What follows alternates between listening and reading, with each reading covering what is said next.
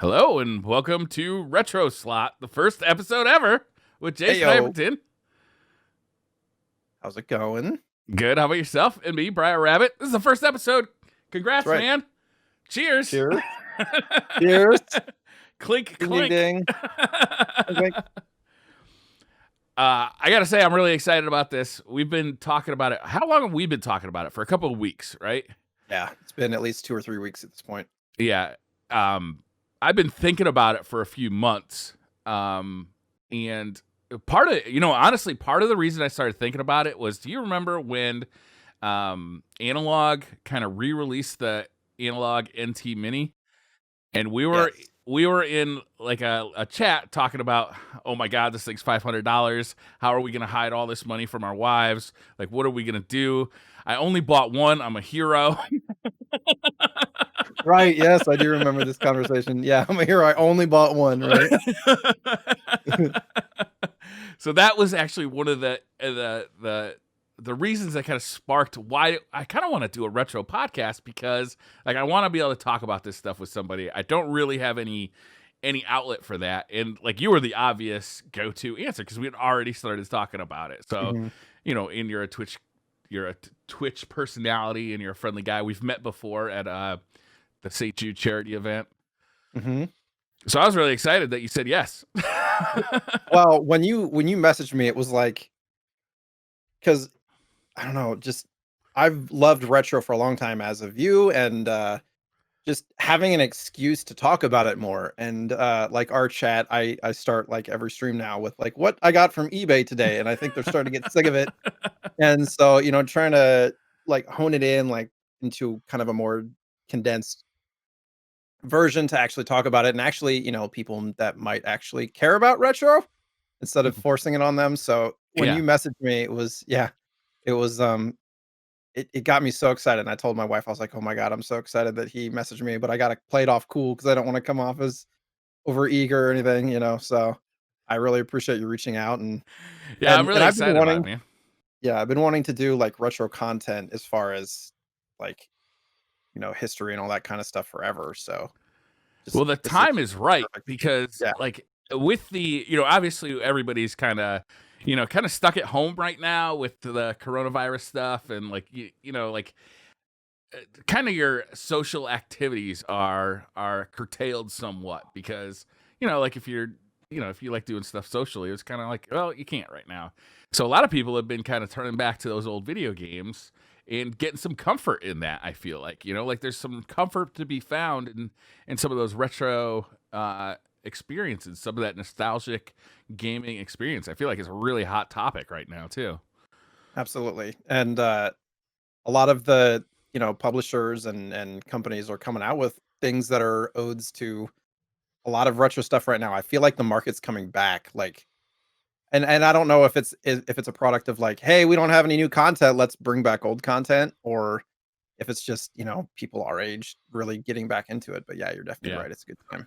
There's to me there's something about the simplicity of gameplay, like especially like if you go way back to like the NES. That's as far back as I really go, is the NES.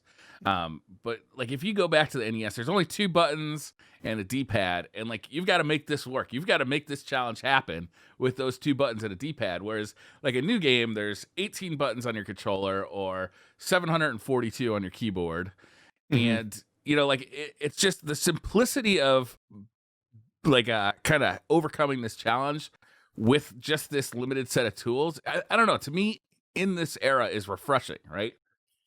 For sure. Yep.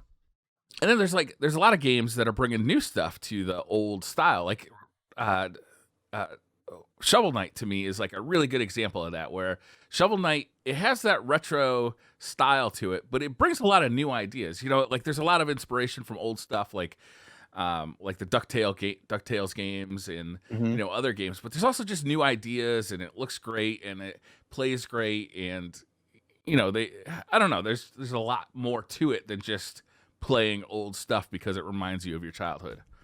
Right. A lot of those old retro games that are coming back, and like Messenger is another one, Mm. where it's like they take the style of the old game, but they take a lot of the newer kind of normal gameplay elements and input them into the old style. So it's like, hey, you know, grappling wasn't really that big of a thing back in the day, or double jumping and all that kind of stuff, and just the way that it plays, it's like you take the nostalgia of it and you implement the newer, like, play structure of it, and it just, like, feels right. It's like, "Okay, well, I wanna be able to do this, and I wanted to be able to do this in the original game, but now I actually can."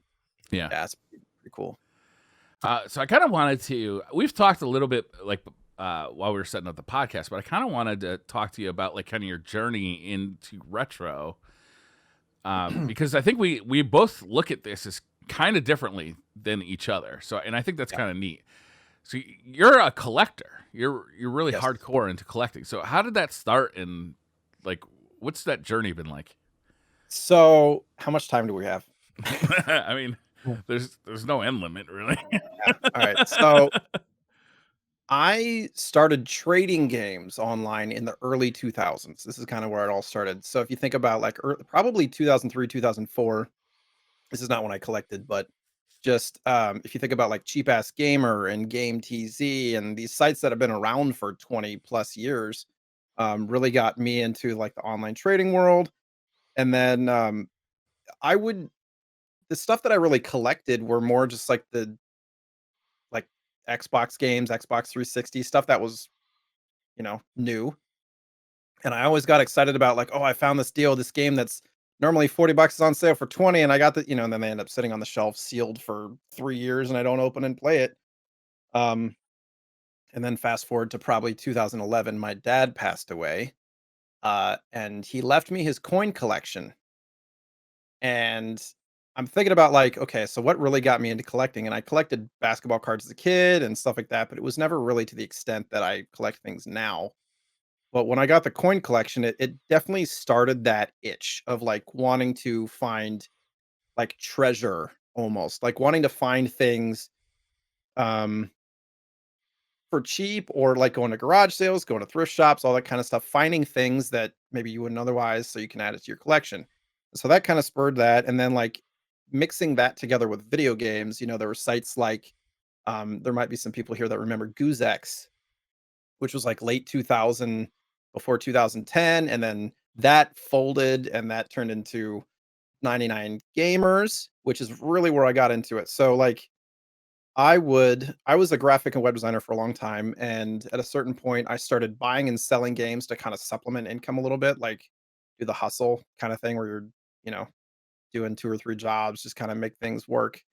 And, so I was buying, like, I literally would have, like, 30, 40 packages showing up from Best Buy, from their used games, and then I'd have a bunch from 99 Gamers, and then I was like, "Wait."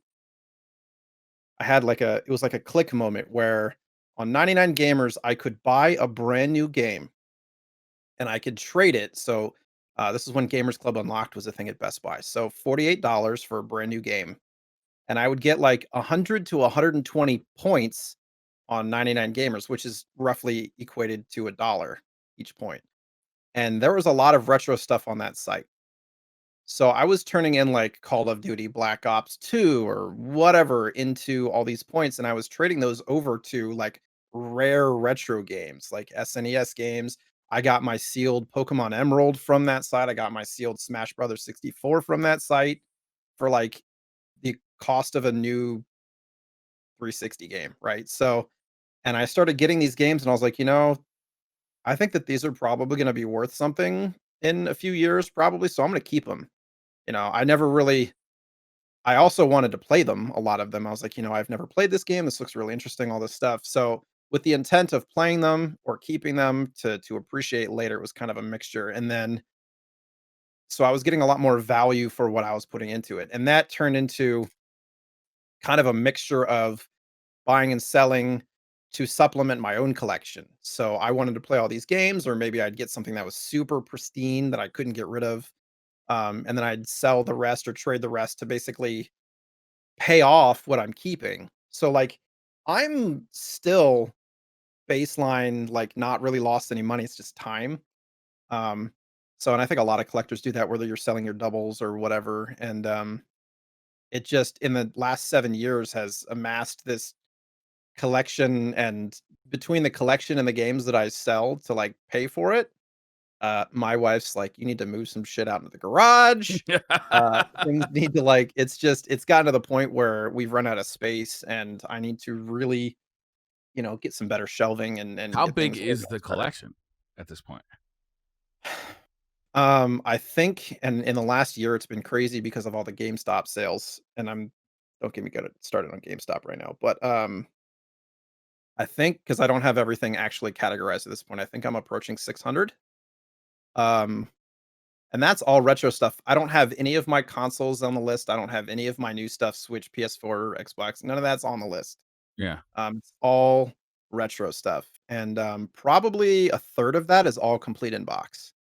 Oh, Probably. wow. Yeah. So I love complete games. Yeah. That's like what I try to do. I try to complete the games. If I have a cart, I'm always looking out for the box and the manual and all that kind of stuff. So Yeah. yeah.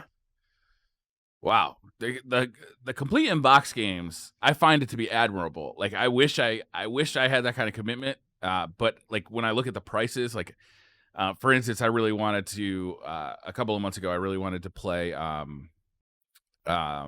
Super Metroid again. So I just started looking around, like how much is Super Metroid going to cost me? Oh, it's going to cost me a whole bunch of money if I want the box and the manual. But if I just want a cart, it's really not that expensive. It's going to cost me about Right, 20 right, right. bucks, like, and I could get a cart and just start playing the game, cheap. Yep. But having the box, there's something to that having the box and having the manual. Almost the manual I find more interesting because looking through that manual and like seeing the art, like in the story that they build up, because a lot of those older games, the story's not in the game, it's in the manual, right? Mhm. And then, seeing like what they call all the enemies, especially in Mario games, is pretty fun. And then maybe if you get really lucky, you had a kid like writing stuff in the back and Oh, the notes section? Yeah, yeah, in the notes remember they used section to of have the a notes manual. section. Yeah, yeah. Like that's only if you get really lucky though. Yeah. Oh, or I've got some games where it's been, like, a piece of paper folded up or taped in there with all of the, like, the jump codes to, like, Mega Man games or Punch-Out and things like that. I'm like, "This is some history right here." Like, this piece of paper is probably 30 years old, Right? 25 years old, and some kid was really excited that they figured out the password, and I used to do that when I was a kid, write all the stuff down, so it's really Yeah. fun to see that stuff history. Absolutely. Like go over a friend's house, they got the magazine that has all the codes in it. Write them Right. down, bring it home. Yeah. Oh, man, the magazines. Yeah. Guides Magazines, I used to miss be a the thing. magazines to be honest with you. Like the Nintendo Power stuff or like the actual guides? All of them. I used to read all of them. I used to have a subscription to EGM, Electronic Gaming Magazine. And then whenever I was like at a grocery store, at a bookstore, remember bookstores? They used to be a thing. I used to always pick up a magazine, and they were expensive. They were like $5 or $6, but like a Game Pro or a Nintendo Power or whatever. I never subscribed to Nintendo Power because I was never just a Nintendo gamer. So it seems silly to me to have a whole magazine devoted to just one console because I always had more than one console. I think starting with the Genesis, that was I never had just one console again. Right. Well, you and you should tell your story. You've been telling me, like, you were that kid. It seems like you were that kid, like, you were the kid that had everything, like, all the systems, all Yeah, absolutely. I prioritized it as a kid. I didn't have any friends when I was a kid. I had like one or two friends that were like mildly into video games, but very mildly. So I was like the Interesting. only person kind of in my friend group who played games, but I played a lot of video games, especially during kind of like the winter months. I have I had pretty severe ADHD, so I couldn't just sit around and do nothing. So I always had to be doing something, whether that was out mountain biking with my friends or, going to wrestling practice or whatever. I always had to be doing something. When I was at home, that something was definitely video games. So I prioritized video games, and I lived with a single mother who kind of realized that video games were a pretty good like distraction for me. So she used to, eh, I would I would stop short at calling it encouragement, but I also started working at a very young age. I think I had my first job when I was 12 years old, working at a kennel, like for dogs. So I also Was had that money. legal? No, absolutely not. Uh, but so I always had a job, like going all the way. I think I started working in like fifth or sixth grade, and I basically just stayed working all the way. You know, I just kept working. Mhm. So I always had money. So I was able to go and buy games. I remember standing in line to get a Super Nintendo, you know, like And that's when games were, I mean, actually, no, they were still like 40 to 60 bucks new, weren't they? well, it depends because even in the cartridge era, like I remember Strider was $80, The NES brand one? new. No, the Genesis version. The Genesis one, okay. Yeah, you know, so stuff was expensive. But when you have no like bills or anything, like it's Expensive, all right? disposable income. But I actually, you know, I stopped playing games when I went to college. Like I think that's a common story, right? It's like you go to college, you stop playing video games for a while, and then you come back to it. But I actually didn't get back into like kind of retro games until I bought a Hyperkin Retron 5. I just kind of wandered into a retro store near my house, and you know, I saw this thing. It was like, I don't know, 120, 140 bucks, and I was like, it plays all these games. It plays Genesis, Super Nintendo, NES, Game Boy. Jeez, I can't even remember all the stuff it plays. It's a lot of consoles, and you can put the cartridges in the slot and play them off the cartridge. It basically emulates it, right? Yeah, it like downloads the ROM right off the cartridge and then plays the ROM. To varying degrees. And a lot of people in the retro community hate this thing. But for me, it was a real passageway. Like, oh my God, I forgot how good these games were. I forgot how fun it was. I forgot how fun it was to insert a cartridge and like play on the original controller. So that really started my path back into it. And then I realized the limits of the Retron 5, so I started looking into emulation on a PC, which I think is really fun, especially for like 3D consoles. And then I decided I'm going to build up like a actual retro gaming setup with the original consoles looking the best they can. And that's a lot of fun too. So that's where I came from. How long ago was that Retron stuff? Because it probably wasn't that long ago, right? It's 2 years ago. Because the Retron 5's been around since, I don't know, I want to say like 2015 or 2016, Yeah. something like that. Yeah. But I And didn't then, actually start building up like the original consoles until this year. right, that's a huge transition going from a Retron slash emulation to, and now you're like way hardcore. You got like the SCART cables and The all SCART the cables. machines to. So when I go into things, I generally fall in pretty much head first. Like I generally, you know, I'm a little obsessive about things. But part of the fun to me has just been figuring it all out, you know, getting it all together. The crazy thing about like kind of setting up the retro console setup has been kind of interacting with like these businesses that are set up like for very low volume. You know, like the SCART cables I order them from this place. I think it's in West Virginia. It's a woman who, you know, is an import from England, and her store is open for 1 hour a month. You know, you go to her online store, you order all the stuff you need, and then if you forgot something, you wait a month until she's open for another hour. It's crazy. How many does she typically create at this point? You know, I don't know that, but I mean, the last order I had with her was like for $270. So That's it's like how many cables is that? geez, it was a bunch of cables, Okay, 7 or okay. 8 cables, I bet. Okay.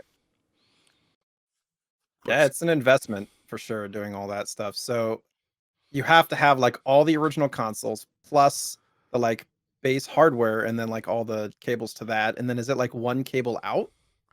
So it depends on the console. Like the Genesis is super easy because it already provides RGB, which you use the SCART cable to connect and get that signal. Right, RGB is a really clean, awesome looking signal compared to like something like composite that we used to use when we were kids, or worse yet, RF, when you actually used to screw it Oh into God, the antenna cable. jack Yeah, in yeah. the back of the TV. That's what I had to do. Yeah. So the SCART picks up this RGB signal out of the Genesis, and you know the Genesis just provides that stock. You know, you're just good to go. But something like a Nintendo 64, the best output that thing can provide is S-video, That's what I use. which is, you know, better than composite, but not awesome. Yeah. So Did you know? Sorry, I was just gonna say, did you know that you can use the same S-video cable from the N64, Super Nintendo, and GameCube? yeah, that multi-out. Pretty cool. Yeah.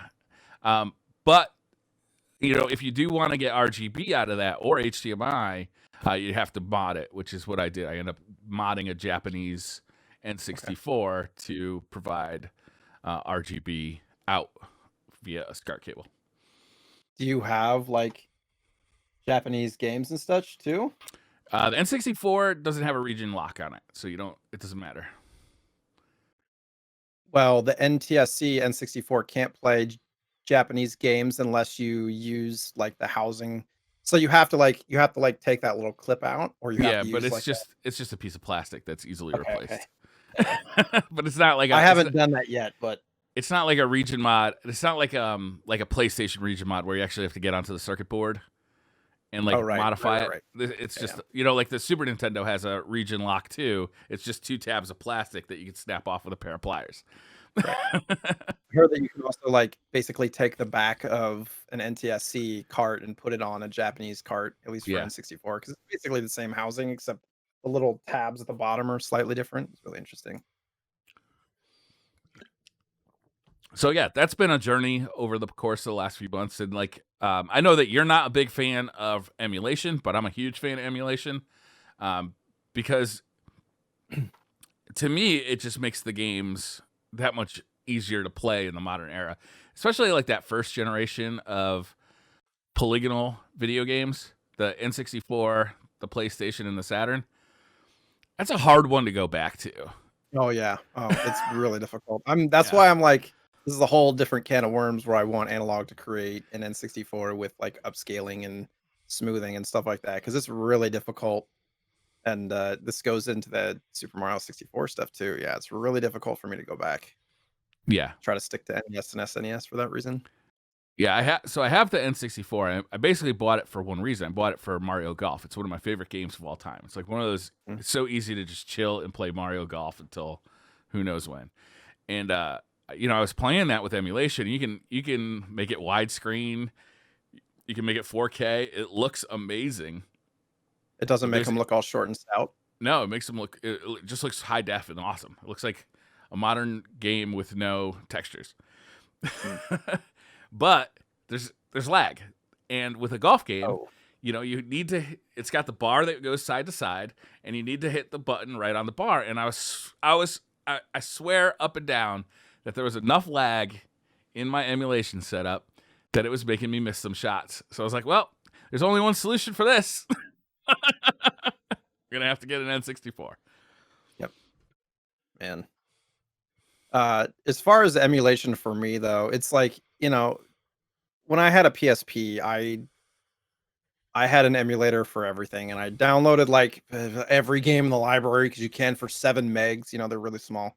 Yeah. And but a couple of so I kind of go back and forth because obviously we were talking about this last week where it's almost impossible to afford all the games you would want if you were buying the carts, like Little Samson and super expensive. It's like most people aren't going to be able to afford that kind of thing. Yeah. So if you want to experience it, you kind of have to emulate. And this is another conversation that kind of lends itself to virtual, what is it? The virtual library, virtual arcade on Wii and Wii U. Like, why doesn't the Switch have that? Because I want to support the developers, but even if you're buying a cart nowadays, you're not supporting the developers. So it's like, does it really matter that much, or are we just gatekeeping at this point? Yeah. Like if I buy the Castlevania collection off of the Switch, how many people that worked on Castlevania are getting paid? Right. I would bet 0. Like the original? Yeah. Nobody who actually put their fingers on a keyboard and made that game got paid when I bought the Castlevania collection on the Switch. I'm guessing. Maybe Castlevania, I'm trying to remember. Is that Capcom? Konami. Konami, okay. If it's Capcom, maybe they got paid. Whoever owns the Konami, I imagine whoever owns the Konami license is probably the one getting paid, but I can't imagine the original developers are getting royalties at this point. Yeah, but at the same time, I'm going to buy it because I want Konami to make more Castlevania games. Yep. Right, and actually, Limited Run just said they're going to release the Castlevania collection in physical form, and I'm probably going to buy it twice. That's a whole nother can of worms. Limited Run. There's actually Uh, I've been I've been really into watching documentaries lately about, like, video games and history and all that stuff, and there's one on, Prime Video, on Amazon Prime Video that specifically is about limited run, like, how they got started. You know, they started as a development company and, it kind of was like, kinda wavered, and then they found, it was the original game was, oh my god, it was kind of like a GTA type game, I can't remember, Retro City Rampage. Hmm. And it wasn't a limited run game, but they created a Vita and PS4 port that were, like, physical, and the people at Limited Run were like, "Hey, there's a demand here," and so then they started, like, actually creating it, but the whole documentary is, I don't know, it's like a little over an hour. It's really interesting, and they seem like really good people, and so it was really fun to watch that. Now it's, like, opened my eyes to Limited Run, which I hate because stuff is really difficult to find because it's so limited. Limited Run, I have a love-hate relationship with. Man, because like some of the stuff that they've made, it's awesome, and it's like there's no other chance that a developer's really going to get to make a physical copy. And as a developer, like it must be such a thrill. You know, it's a great thrill to finish a game, put it up on like an online store, but Mhm. to actually see a physical copy of the thing you made somehow, and that'll probably go away for like younger generations, but somehow, to me, I think that's a really cool thing, right? Yeah, But I it's all limited run, so it's like it yeah, costs a ton of money if you happen to miss it. Like Blasphemous, I was complaining about the other day. It's $100 to get it off of eBay. It's a $30 game. right.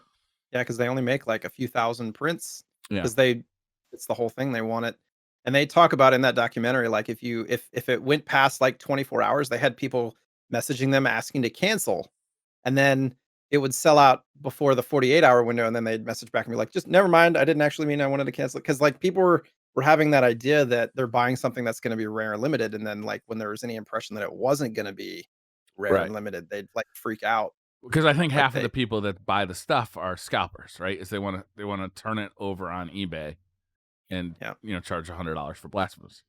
Yeah. I'm guilty of doing that on occasion, but I usually don't have the knowledge and wherewithal to do that on purpose. Like, oh, I think that game's going to be super limited. It's usually like I buy a copy or two and then I sit on it and it's like sealed on my shelf for like a year and I don't get around to it. And then I'm like, oh, that game's now selling for $200. I don't need this game. You know, like that's usually what ends up happening. Um, it's hard to, yeah, it's hard to take food out of your kids' mouths when that's just sitting on the shelf, to be honest. But I was gonna say something, I forgot what it was. Go ahead. So going back to emulation, it's kind of come out that the new Super Mario All Stars collection that's coming out. I think it's Friday. Is it coming out Friday The on Switch? 18th, I believe? 18th? Okay, so Yeah, what's it's today? Friday. Friday. Okay. So that is emulation, right? They're taking the original ROMs of those games. It's Mario 64, Super Mario Sunshine, and Super Mario Galaxy. Galaxy, and they're running emulation, right? It's official emulation. I was kind of wondering how you felt about that. Like I feel like it's a missed opportunity to upscale and make things HD at this they are point. upscaling. Oh, they are. But Yeah. it's still So it's not gonna be, like, retextured, right? no, I think nothing's redone. It's the original ROMs. They're going to run at 720p. I believe that Sunshine and Galaxy are both going to be widescreen, but 64 is going to be 4:3 aspect ratio. They'll probably have some kind of letterbox graphic or something for that, I would imagine. Oh, But like yeah, it borders.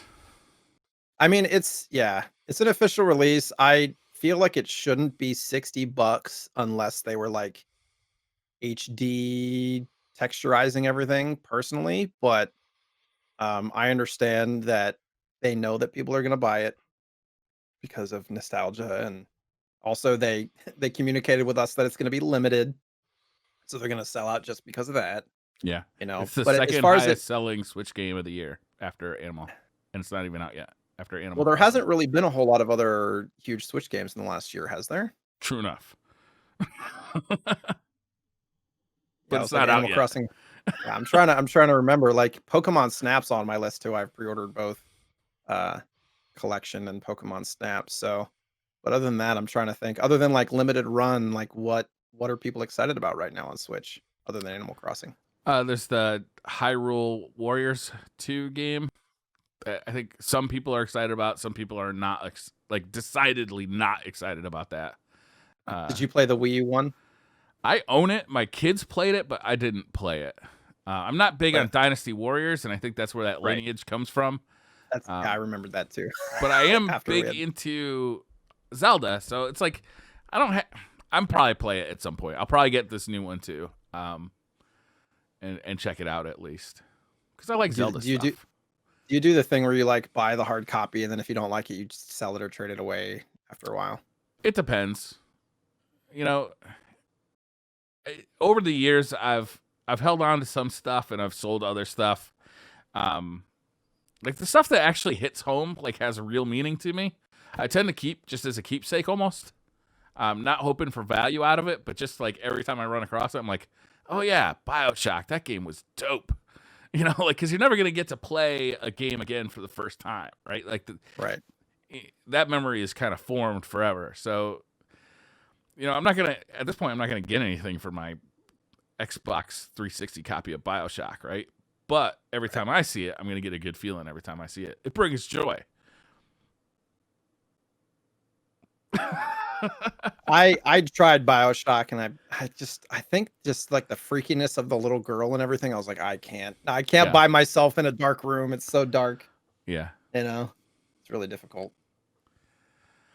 So this week we kind of wanted to talk a little bit about Super Mario. Is there any other like kind of retro stuff that you want to like news wise that you want to talk about, or Yeah, so yeah, there is some Mario stuff to go over for sure. But you know, we talked about the Game and Watch um handheld thing that they're coming out with, which can't remember when they said it was releasing. It's like November, right? Like yeah, I think it's it's November. getting shipped in November and they haven't even started pre-orders for it in North America. Yeah, they So, started pre-orders overseas, but not here in yeah, I North saw that. America yet. But for 49.99 it's a steal and I do think that modders are going to get that thing modded very quickly and probably throwing ROMs and stuff on it. Yeah, I will Unless never throw a ROM on it. I'll probably get it, and I'm probably gonna try and beat Super Mario on that because I've never actually beat Super Mario the video the game. original one. Never Yeah. done it. I don't know if I have. If I have, it was probably 25 years ago. Like it's hard to remember that far back, but it'll probably sit on a box on my shelf to be honest because it looks really cool and it's $50. Like, yeah, I'm into it. Do you think it's gonna be a collector's item? Like I do. so, I mean, wait, not buying it specifically for it to like appreciate and value, but just like the nostalgia of it and it actually being a good version of a Game and Watch game yeah. as opposed to the like doot, doot, doot, doot, doot games. That's how I'm curious about you in that way. It's like how much of the stuff do you buy purely for like your own personal pleasure, and how much of the stuff do you buy as an investment? Very rarely do I actually buy it as an investment, like thinking, "Oh, I'm gonna buy this cheap and it's gonna go up." It's more like having something like that pristine in box is just having it on the shelf. Like I love the packaging. Yeah, You know, it looks super cool. It looks really retro. I think it'll look good on the shelf. I probably will like play it a little bit. I might let my son play it, you know. I'm not saying that I won't ever play it. I'm just saying like realistically, time-wise, I'm probably not gonna put a bunch of time into it. yeah. Um, Well, I mean, it's a so 35-year-old game. right. So It's the original. My relationship with Mario is kind of complicated. I don't actually like playing Mario games all that much. Like I never have. But I have this like deep respect for them because they've changed the game on like a Michael Jordan level so many times, right? right. And like I've been the direct beneficiary of that. But like when I was a kid, I didn't want to play Super Mario Brothers. I wanted to play Ninja Gaiden and Bionic Commando. You know, Well, and you had everything too, didn't you? You had Genesis, NES, I had the like all NES of it. when I was a kid, and then you know when the Genesis came out, it was I think the first time I like bought a console near the launch window.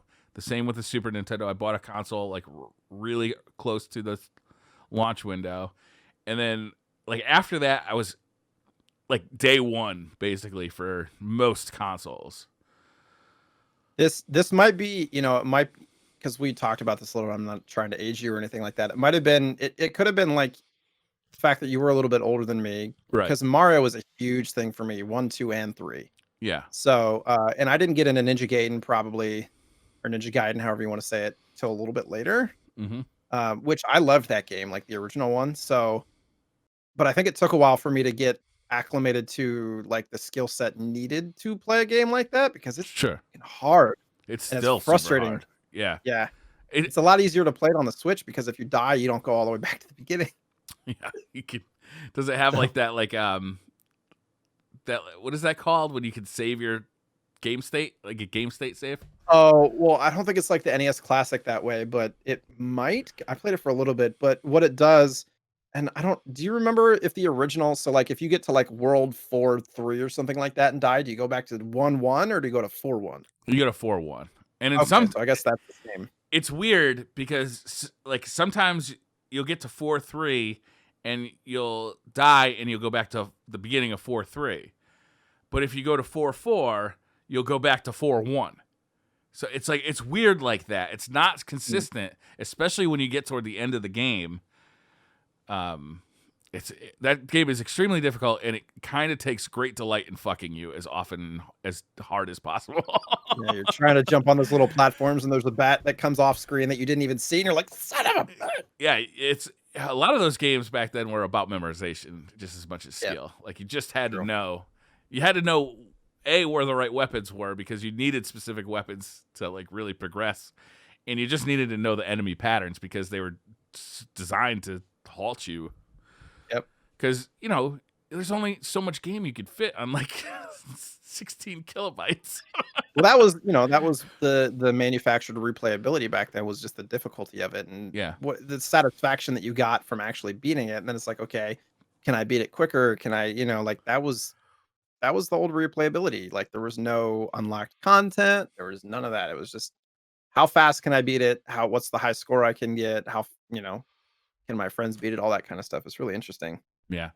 But when you felt like you could master a game though, like you Yeah. felt like a game that once seemed like daunting and impossible.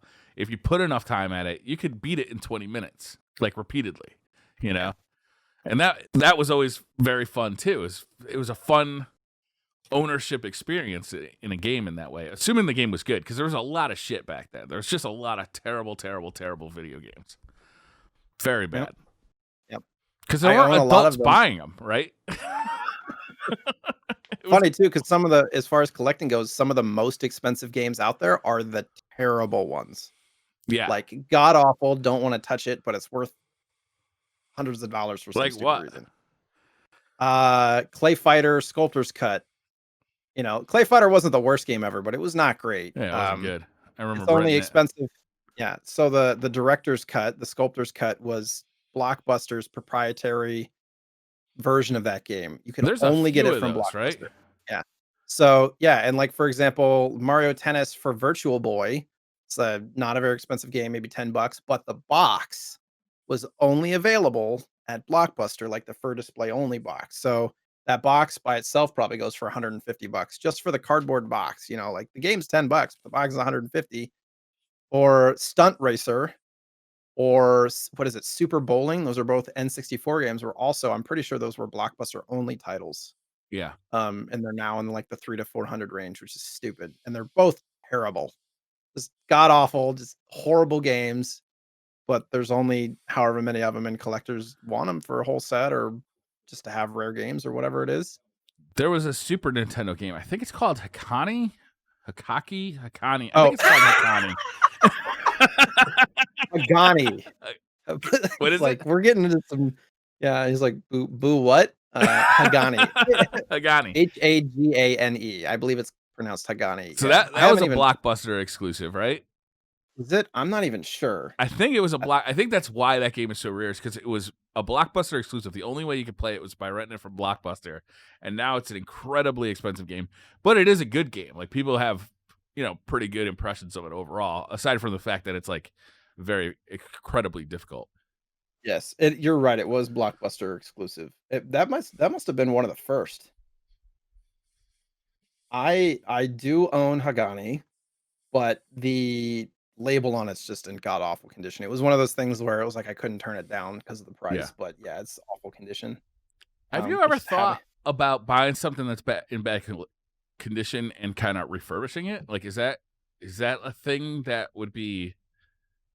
so the things that are accepted versus not accepted in the collector community, like cleaning the cart itself, the plastic, Yeah. acceptable, right? Like whether you're taking, you got to be careful with isopropyl because you can like disturb the actual plastic. So it's like a mixture of isopropyl to get really nasty stuff off. Use things like Gugon or oh god, there's another solvent for like sticker residue that's easier on um like the art because like the label if it's got the plastic sheen on it, it's not as susceptible to getting rubbed off. So like getting sticker residue, cleaning up the cartridge, um shining up the um contacts and things like that, acceptable. Replacing the label, even if the label is in god awful condition, is not really all that acceptable. Like my cart with the super torn up, like literally half the labels torn off, is worth more than if you were to like take that off, clean it up, and put a replacement label on. Hmm. Even though that looks cleaner, it's just collectors typically want the original, even if it's in awful condition. So I've looked at like I have a lot of loose carts, and the carts that drive me the craziest are for the N64 because there's no way to stack those things or like have them in a library without and be able to see the labels. Like, so you have to like kind of Right. thumb through them almost like a record collection to figure out what you've got. So I've seen a couple of solutions. Like some people make labels that you stick on the top of it, the cartridges, so you can actually see the games. And For for N64, like yeah. $10, you buy every video game that ever got made for the N64, and then you just have it. But I've also seen people make like boxes, reproduction boxes.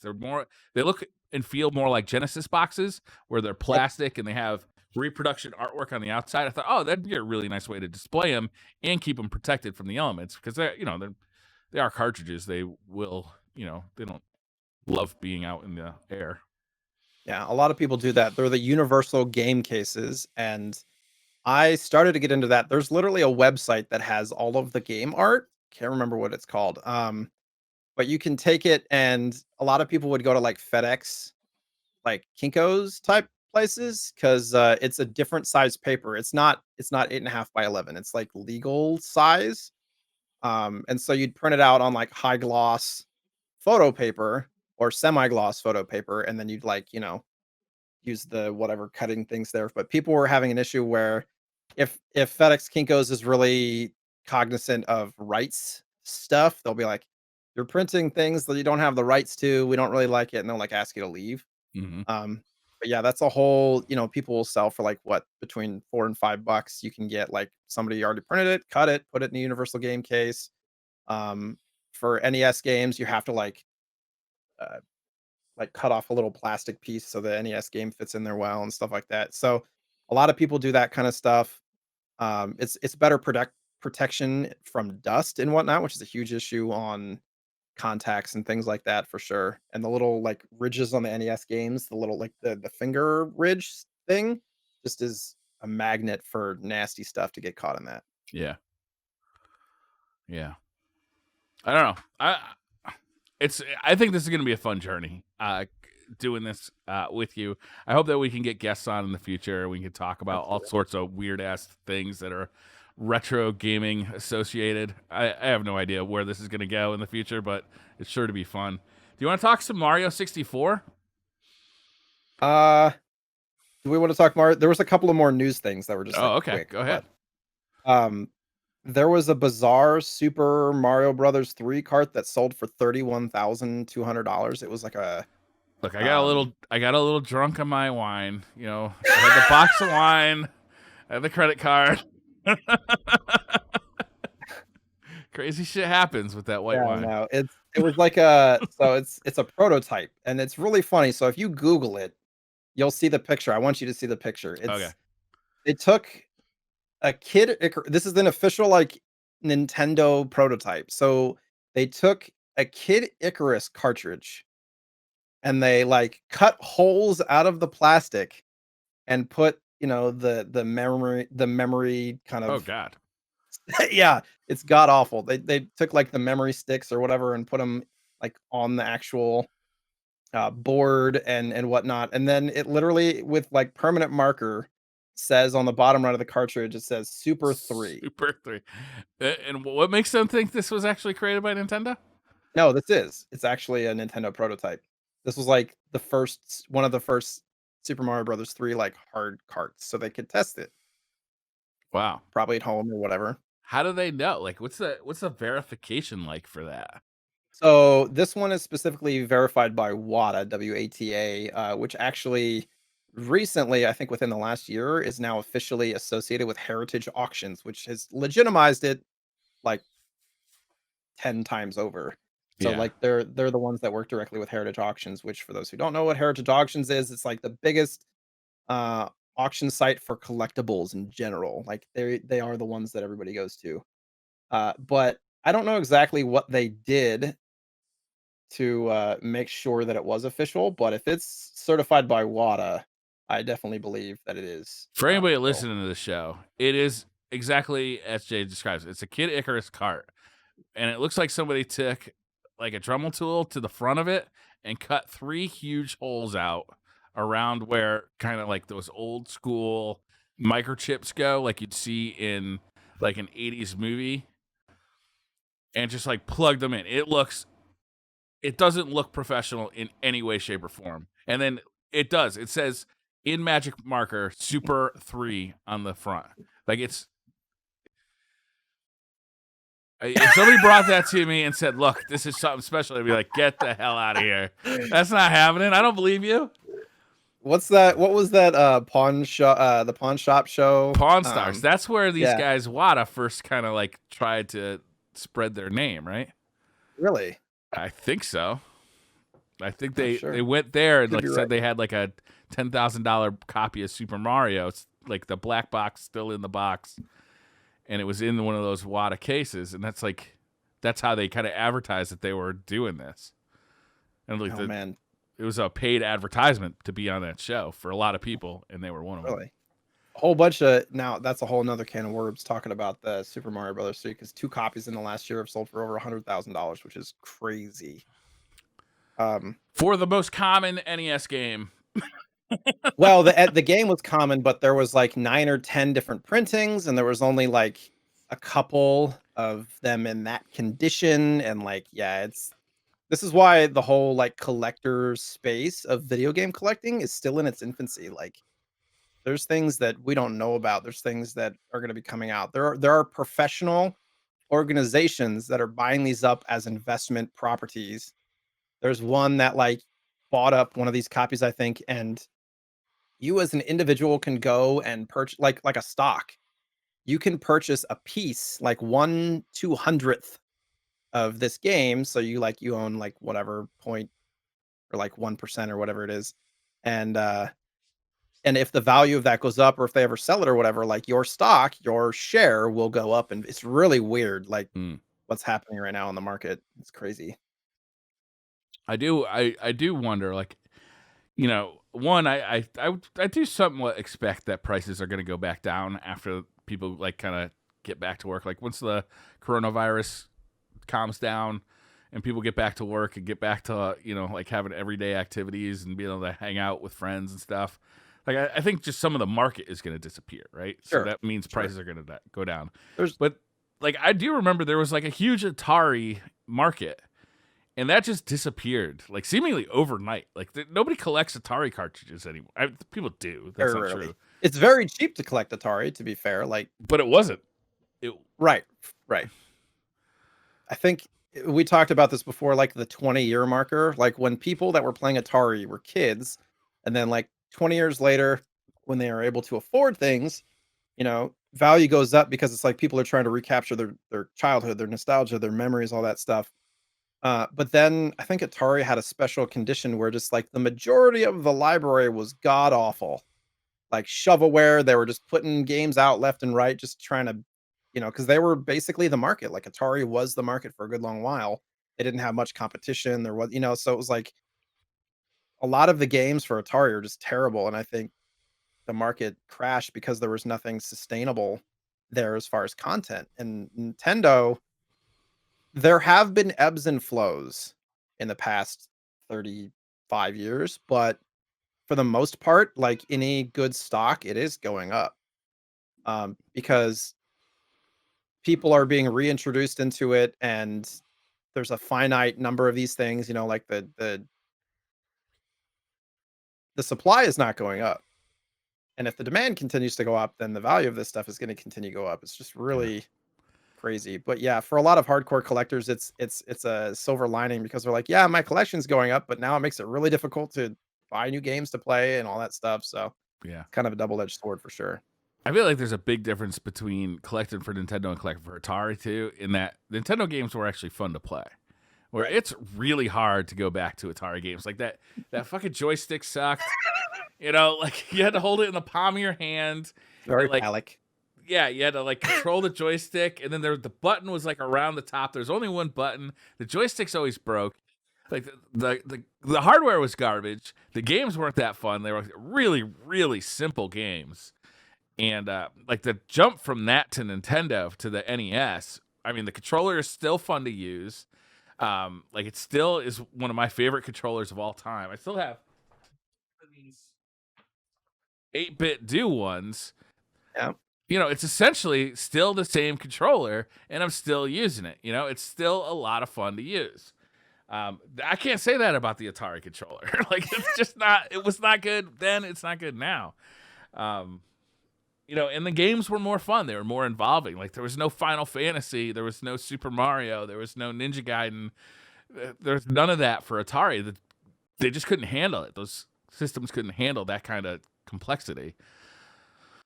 So I think that NES games are going to always be fun going into the future. Yeah. Whereas that's not really true about Atari. Right. A lot of these documentaries that I've been catching up on and stuff, a lot of them focus on Atari because obviously it was like the first home console. And when arcades were really, really big, and that was basically where you could get the best games, Atari was them trying to capture the arcade experience.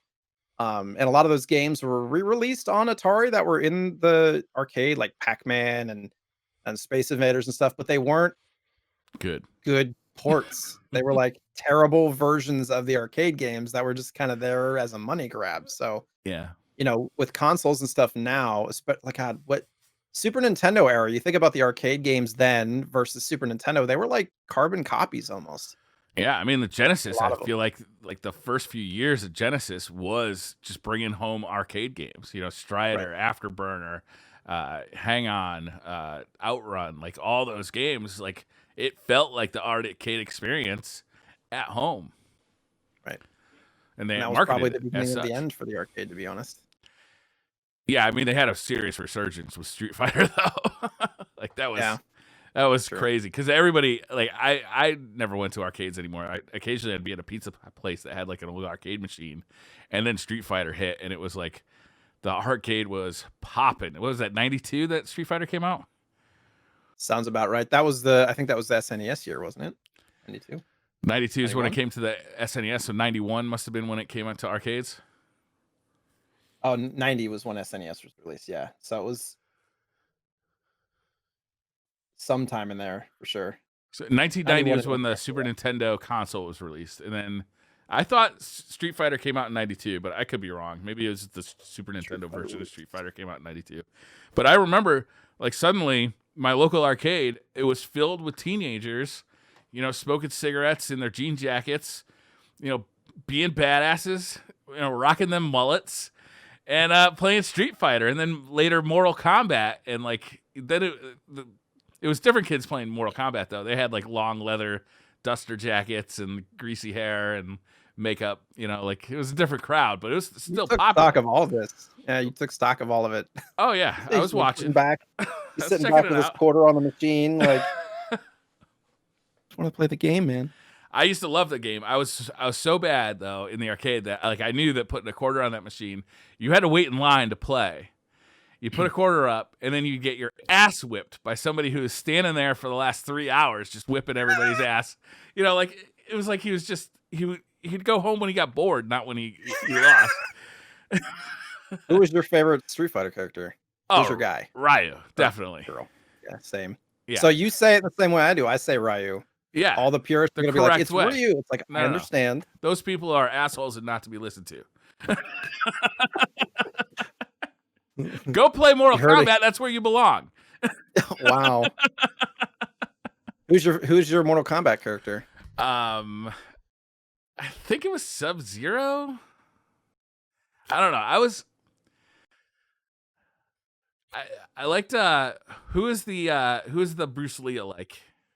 That's Liu Kang. Yeah, I liked him a lot too because he made those noises when he like probably super racist, but I liked it back in the day. Well, I was Scorpion. So we could Oh, yeah. we could Get have over like here. yeah. That was my I just would spam back B. I was that guy just like get over here. Yeah. Get over here. You know. But we could have like a blue and yellow cosplay. Okay. I feel like those games, Mortal Kombat has gotten so much better. Like I feel like the no Mortal Kombat games are spectacular. So brutal. They are brutal. They are super brutal. Whereas Street Fighter, I feel like started with perfection. Like it just nailed it at the get-go, you know? Yeah, they haven't changed much other than like the models and stuff. Yeah, I mean, I liked the Alpha series an awful lot, but it was still essentially the same game. They just brought new characters in and changed the look of it a little bit. And then 3, they threw out a lot of the other characters and brought in new ones. And 4, 5, like I can still play. Do you have a MiSTer? I don't know. So it took me a second. I was like, MR period? MiSTer? That's one of my favorite things about the MiSTer. I like talking about my MiSTer a lot to all sorts of people. To anybody who doesn't know what it is, you might want to explain what a MiSTer is because that could be taken. I find it's more fun if I don't explain what a MiSTer is. I like to play with my MiSTer too, sometimes in the bathtub by myself with the door locked. Yes. Oh, it doesn't like water. So the MiSTer is a FPGA console. It's not like an official thing, right? It's like these people have used this FPGA. FPGA is it's a field programmable gate array, and it's basically a chip that you can program to act like other microchips. And they use this to hardware emulate other systems, Super Nintendos, arcade machines. And it's different than software emulation because there's no lag. It feels like you're playing on the original hardware in a lot of different ways.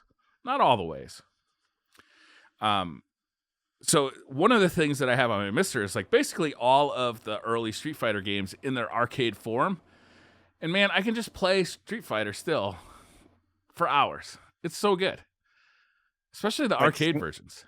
Single player, just going through the campaign? Oh yeah. I don't even go through the campaign. I just like when I get sick of using a character, I'll just reset it and start with another character. I don't need to see the ending anymore, you know? Did you have any siblings that you played games with as a kid? No, I was the only child. I had friends. I had a couple of friends who did get into video games around that time because it was so popular. So I did have friends that would I play with. But I went to the arcades quite a bit. But I got my ass kicked at the arcades. Our experiences as kids are almost so different. Like you said that your mom almost embraced you playing video games. My mom was the mom who'd come in and turn off the TV and be like, "Get your ass outside." Like I never owned games as a kid. We only rented them. But I wasn't playing video games though, Jay. I was like burning like 20-foot square holes in the lawn with gas. So it's like what were you protesting? Like what was that? Wasn't a protest. I just filled a Weber grill up with gasoline, lit it on fire, then panicked and kicked it over on the lawn. Pyro. Oh yeah, I was definitely that. So don't go to Briar's house for a barbecue. Got it. But yeah, my older brother, we would play Street Fighter, and I was the kid who would just mash buttons and beat everybody, and all the older kids got pissed and started telling me I couldn't play anymore. Yeah, that's frustrating when you get your ass kicked by somebody who's just like mashing the buttons. Like clearly you had a higher estimation of your skill than what was actually being represented. Right. Yeah. It's like I'm not touching you. I'm not touching you. Swinging your arms. What else you got on the list of news? So a couple of small things, probably not too much conversation. I mean, we could, but with the 35th anniversary of Mario Brothers, now soon is coming the 30th anniversary of Sonic, and they revealed the logo recently for the 30th Okay. anniversary of Sonic. So, which is an interesting thing because like there's no console for Sonic to come out on except for Nintendo, really. So it'll be interesting if they come out with like some definitive edition of How Sonic. how can that be? How can it be the 35th anniversary of Sonic? Because Sonic wasn't invented till the 16-bit generation Genesis. Yeah. where 30th anniversary 30th, of Sonic. 30th. Yeah, Okay, yeah, yeah. okay. Sorry. Oh, I kind of like that logo. Yeah, it's pretty clean. And with the Sonic movie and everything, which was actually solid. Did you see that? No, I haven't seen it. I do want it's on my list of things to see, Yeah, but you I should see haven't it. haven't yet. I'm a big Jim Carrey fan, and he actually was pretty good in that. Yeah. So, It's amazing. That movie, the turnaround in public opinion. oh I my think they god. pulled off they pulled off a miracle. Like when Yeah, they first showed that awful trailer with like that weird yeah, looking Sonic that looked kind of like half human, half yeah. He had the teeth and stuff. It oh was my god, it terrible. was awful. Like the public outcry was like, "Oh my god, this is the most horrific thing I've ever seen." And Nightmare then they fuel. pulled the movie back. They said, "Okay, we hear you. We're gonna redo it," and they redid it, and people like it. Like it turned out Yeah, good. It's yeah. amazing. Crazy how just like a model of CGI can create that much uproar for sure. Yeah, it was a bad model though. It was Yeah. awful. Well, the whole appeal of Sonic in general is his like over animated cartoon features, and when you take that away and try to humanize it, it's like if they did the Pokemon movie, but like, well, Mr. Mime, for example, is just a horrible nightmare fuel. Have you seen Mr. the Mime. Pokemon detective movie? No. Oh my god, he's got like skin tone instead of looking like if you Google like Mr. Mime Pokemon detective or something, Detective Pikachu. Oh, it's horrible. Oh, And yuck. what was it? Jigglypuff too was, like, flesh colored and without fur. It was really odd. Just like, what is going on? Yeah, that's disturbing. That's really weird looking. Yeah, but I think they did it on purpose because he's kind of the villain of the story, so they wanted Oh, to he's the kind of be bad that guy? way. Yeah, yeah. Um, but yeah, so, do you have anything else on Sonic that you'd like to talk about? Were you did you play Sonic as a child? Like did you have a Genesis? What was your first console? My first console was NES. So I was born in '85 and the NES was out in '85, so that's what I remember. Yeah. Um, SNES was my first console, the NES was my brother's. So he's Okay. 5 years older than me. And he Was made it it like a very hand me obvious that down? it was it. Huh? Was it a hand me down that NES was because he got the Super Nintendo? No, we were both no, I got the Super Nintendo. Oh. So, but we still we shared as much as brothers could share, like it was that's kind of what we did. We played against each other. We played with each other. Most of the time it was me watching him play, to be honest. Yeah. And I was literally chewing on controller cables. I don't know why I did that. I was like, 3, 4, 5, 6 years old, chewing on controller cables and making them not work anymore, and my brother getting pissed at me. Yeah. Um, so that's fun. And but there was another family, my best friends in the neighborhood who I don't think this is giving away too much. Their last name was Vega, and they were the Sega family. And it's funny because the beginning Vega of the like Sega family? yeah, no. So when it would go Sega, and we'd do that in the beginning Yeah. of every game, it's just a stupid little meme, basically, where we're like Vega, like because it sounded so Yeah. like you couldn't really tell that it was an S versus a V, so that was our thing. But yeah, I played Sonic there. I remember playing James Pond a lot for some reason, Huh. and Sonic and Golden Axe and all that stuff for sure. Yeah. Oh, Golden Axe. I love that game. Yep. So I- when was your first exposure to Sega? Like when did you get a chance to like actually own Sega and like delve into Oh, it a little own bit? one? Yeah. Not so recently. Okay. Maybe 5, 6 years ago, 7 years ago, when really started getting into the collection stuff, because I would get a hold of some rare Genesis games, and I'm like, "Well, I don't really wanna get rid of these because 'cause they're, like, in really good shape and they're kinda rare." So then I was like, "Well, I can get a Genesis for $30. Sure, why not?" Yeah, you You can. know? So, yeah, and Genesis games and hardware are generally cheaper, except for the Yeah. really rare stuff, but you can get a lot of really good Genesis games, and now that I have the analog Genesis, I might actually play some more because I really haven't played any of the ones that I have, to be honest. Just have it. That console is amazing. The Mega SG, that analog version of the Sega Genesis. It's Mhm. still in stock. It's one of the few things they actually have in stock right now. But for like what is it, $190? Is that how Something much like it that. costs? Something like that, right? Is you can play Sega Master System games, Game Gear games, and Sega Genesis games. You can play Master System games and Sega Genesis games out of the box with cartridges because it comes with an adapter, and then you can order a kit that allows you to play Game Gear games, SG-1000 games, and something else too. I can't remember. And you can load ROMs onto the damn thing, so you don't even need the cartridges. And it does HDMI, or you can do analog. I actually have the DAC for mine, so it does analog as well. Just pristine quality. Yeah. It's an amazing device. But I Really still low play on my lag. actual Genesis more, which is weird. Yeah. Really low input lag, Yeah. all that stuff. You can actually are you saying that you can actually like side load ROMs onto the system out of the box? Yeah. No, not out of the box. You need to load firmware on it. But it's like Okay. the firmware, which is a quote unquote unofficial, is written by the guy who wrote the actual firmware for the device. And he claims that the thing is unbrickable. So even if you like had some mishap happen, it's not going to hurt it. Yeah, I haven't heard many stories about like analog hardware getting bricked or anything, Yeah, the guy which would who designs all that stuff, Kevtris, is pretty like a genius level guy. it would kind of suck though because I heard that their like customer support's not the best in the world. So just hoping that the hardware's Yeah, they're like, holds up. "Well, buy another one." What? Yeah, right. It's not in stock. Yeah. We should probably note that we both have outstanding debts owed to.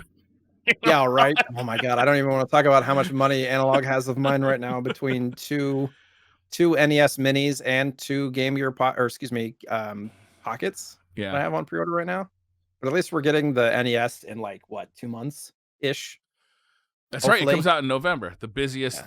the busiest month of the year of 2020 for video games. Perfect timing, really. In the summer, it would have been too lackadaisical, right? It would have been too easy to get your retro game console in July when nothing else was coming out. It really, it's perfect that it's coming out in November when every other video game is dropping. And there's no time to play it, right? It's gonna sit in Right, a box for a couple of months. right. Yeah. That's really perfect. Yeah. I'm super Perfect. excited. Yeah. But the pocket, I mean, I'm jealous because you got two pockets. I didn't get one. I told the story. I was out like I can't remember what I was doing. I was like picking up sticks in the lawn or something, and my alarm went off and told me to come inside and order a pocket. By the time I got here, it was out of stock. Well, I had this conversation with you. If you aren't able to get one in their like re-release of stuff, we can have a talk about it. Oh, like But yeah, because they said that they're going to open up pre-orders again and whatnot. So hopefully they announce that that's when they're going to do it. But yeah, my story of getting that pre-order, I stream in the middle of the night, right? So I stream like 11 p.m. to 5 a.m. or something like that. And I after stream will often like sit around like doing whatever for the next hour or so, kind of winding down before I go to sleep at 6 in the morning.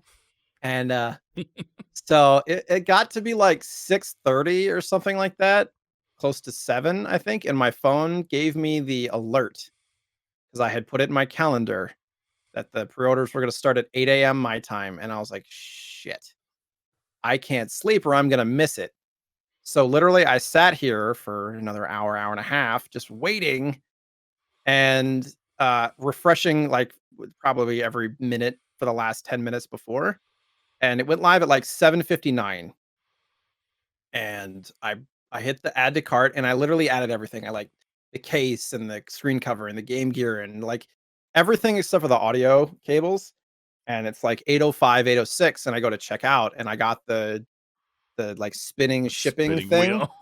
And I gave it a good 60 seconds before I was like, "Oh no, this is really, really bad." So this is like, I don't know, like it's gotta be like 8:06, 8:07 at this point. I'm like, all right. So I open up Firefox and I go to the site and I add everything to the cart again and go to checkout and it starts spinning again. I'm like, oh no, this is really bad. It's like 8:07, 8:08. I open up my phone, quickly go to the site, log in, add everything to cart, check out. My phone got through first. This is like 8:09. And then by the time both my browsers had finished loading and refreshed, it was all sold out. So like I got in, like my order number is like 50 some odd thousand, 52,000 or something like that, which Good God.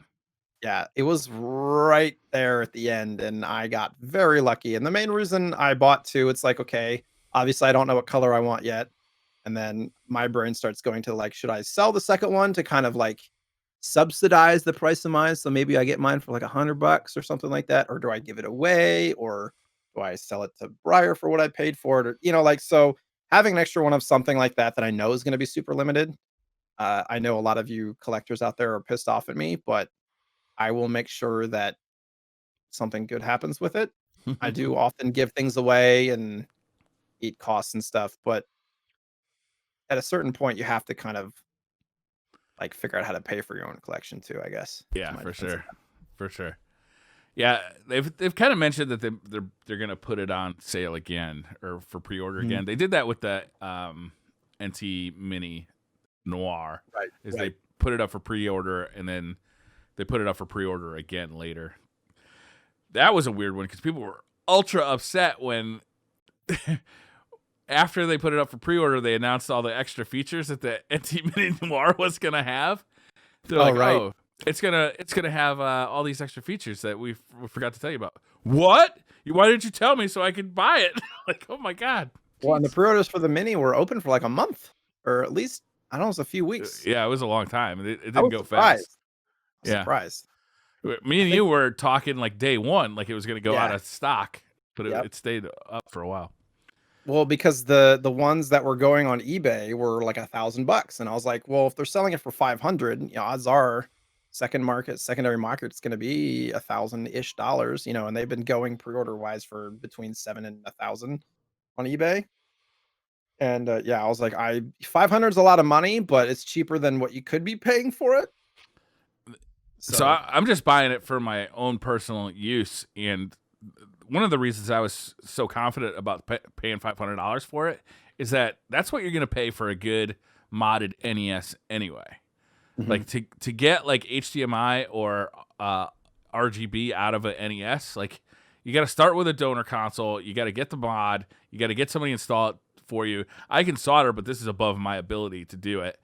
mhm, You got to either cut into the plastic of the NES, which I don't really like to do. I'd rather um, not do that because then if that mod, like let's say you buy an HDMI mod and it supports 1080p now, well, what if an HDMI mod comes out in 3 years that supports 4K? Like you're gonna want that, but you're not gonna want a big empty hole in your console. You know what I mean? right, So you're gonna want something that can fix that, and like all of a sudden you're up to $400-$500 for just a modded NES cartridge console, and you still got to deal with all the downsides of that. It's 20, 30, well, it's 35-year-old hardware. If you have a front loader, the cartridge slot, no matter what you do to it, is never going to work like you want it to. Like, so the NT Mini Noir, it's expensive, but like it's not unreasonable for the competition that's out there if you want to right. play Nintendo games. I mean, I mainly got it, and similar to the SNES and the Genesis one, mainly with the idea of streaming, because trying to figure out how to uh, set up an old console to look good when you're streaming is a challenge, and it's a whole undertaking. And one of the things, I mean, this is 3, 4 years ago when I first started looking into streaming retro games. I was like, I don't really want to emulate because it's a gray area legally. And if you start thinking about like stream legalese and all that kind of stuff. It's tough to be promoting. You're essentially anytime you stream something, you're promoting it. So, for example, like if you wanted to do poker when you're streaming, it's like even though you're not going to get litigated against if you played at home for money, this is a whole conversation I could go into with poker because I used to play online. But streaming it is like you're advertising it and you're glorifying it. So if you're advertising and glorifying like retro emulation, then that's a gray area because the legalization of it is it's not I mean like it's not legal in any way to download ROMs and emulate it. You're not gonna probably get a letter or a knock at your front door or anything like that, but streaming it is a whole different conversation. So for me, having hardware so that I can play cartridges and do it like full on legit, it's one of the reasons why like, I bought this 3 or 4 years ago and didn't actually put it to use. The Retrode, for those who can't see this, it's a little system that basically has a USB port and controller ports, and you can rip your own ROMs or play things actually straight up through the cartridge on your PC. So I had bought that with the intent of streaming like SNES or Genesis games and didn't really ever make use of it, but That the thing is analog stick awesome. is so Just easy. on like a collector side, like it'd be cool to be able to rip my own ROMs, and like Right. even if I am using emulation, like this is the ROM that's on that cartridge right Right, there. right. Like And that. it saves the state and you can go back and forth. You can load the save back onto the cart and vice versa. Yeah, That's pretty cool. that's really cool because the batteries in the cartridges are dying. So like, Mhm. if you have a Zelda save that's a battery backup. I can't think of a game right now that's definitely got a battery backup, Link to but the Past. yeah, Link to the Past, where you that save could just disappear one day because the battery died, and like to replace that battery, you can totally replace that battery, but you have to solder. And a lot of people just aren't comfortable with that. So with that, what's it called, the Retroad? Retro, yep. Yeah, you can Retro just 2. back that save up, replace the battery, and put it right back on. The main problem with that is there are expansions for basically every cartridge system. There's one for N64, Game Boy, and Game Boy Color, and Game Boy Gear, and then there's one for Virtual Boy. The problem is they don't really make them regularly. So, I realistically can't even buy a Virtual Boy one because I have a full Virtual Boy collection that I can't play on the system because it gives me a headache. I literally can't buy one even on eBay. They're not available. And the only time I've ever seen it available, I think it's sold for like close to $1,000 just for the expansion thing. What? Yeah, I was like, well, it'd be really nice to have this so I could play my Virtual Boy games, but nope, because they don't really ever make them. But they Good do lord. have open source for those that are tinkerers. I believe they have open source software and they have like ways that you can make your own Okay. expansion type things, so, like, they have, like, tutorials on how you can do it yourself. Is this like a breadboard kind of thing where you're making your own circuit board and Yeah, I think so. okay. It's way beyond my scope, like, I could never, but some people out there are into that kinda thing, so Yeah.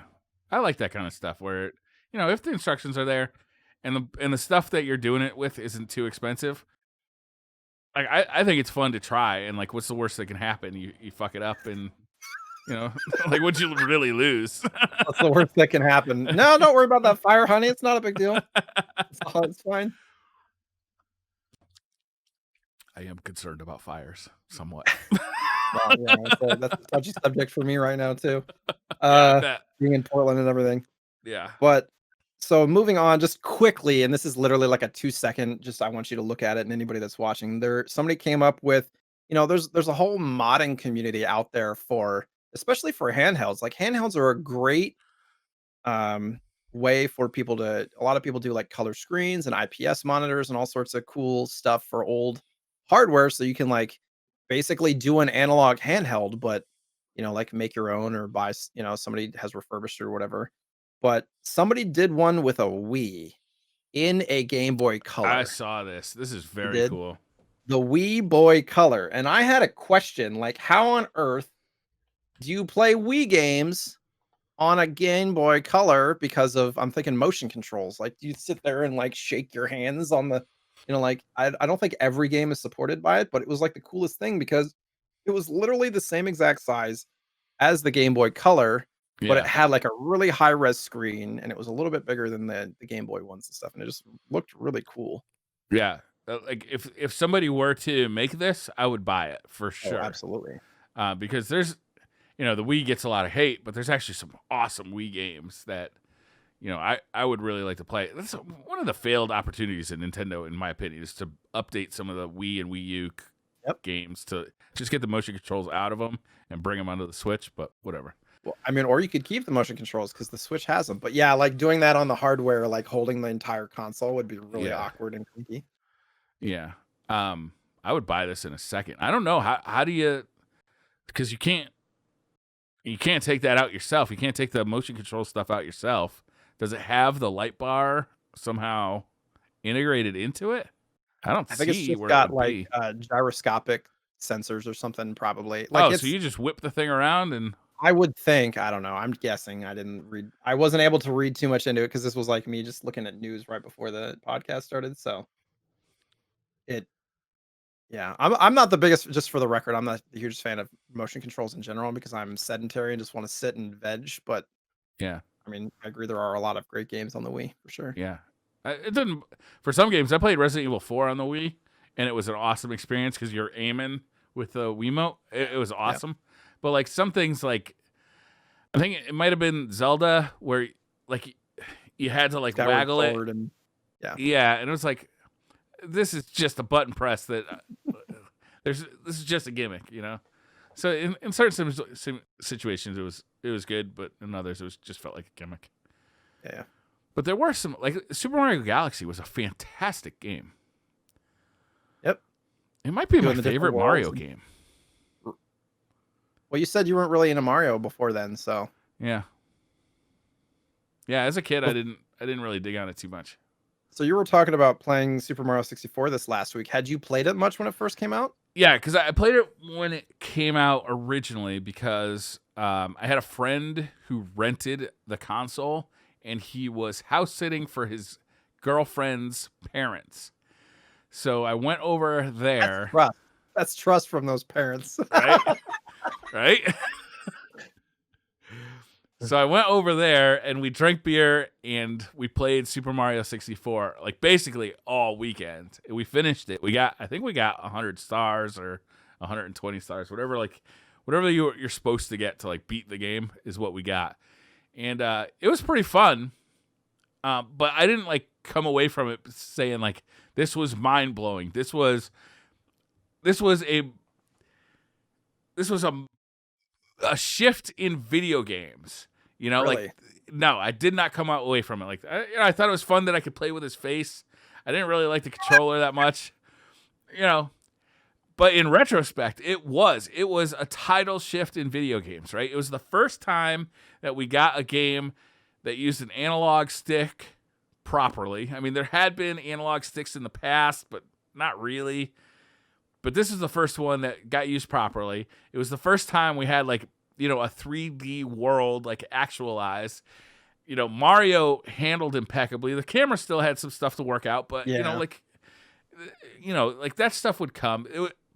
There were so many firsts in that game, which wasn't apparent to me. I was just playing a game with my friends as a kid and drinking beers, you know? Mhm. I mean, that game is just a complete game changer. Looking back at it now, it's still super fun to play. It, you know, the N64, it's hard to go back to, It is very difficult. honestly. So is the PlayStation, so is the Saturn. That whole generation of consoles is hard to go back to.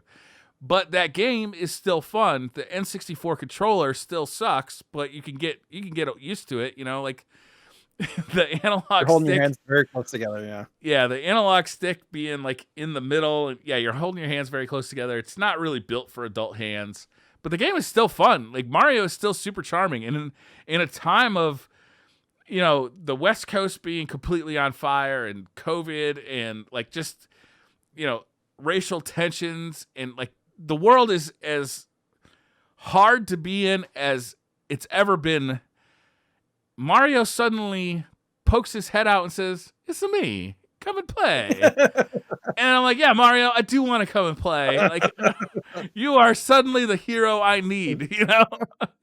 So I'm having actually a really fun time playing Mario. I put in about 4 hours over the last couple of days playing 64, and I'm having a blast with it. I think I'm waiting for my copy of the Switch game to come out because, like I said, like I don't really want to emulate, and unless I'm playing on the original hardware, it's kind of difficult for me at the moment. So I'm gonna wait till I Yeah. get it on Friday or Saturday or whatever. It surprises me But that you don't own this game already. no, I do. I own Oh, it. okay. I have multiple versions of it because there was a player's choice version and a red label version, which is like the original printing.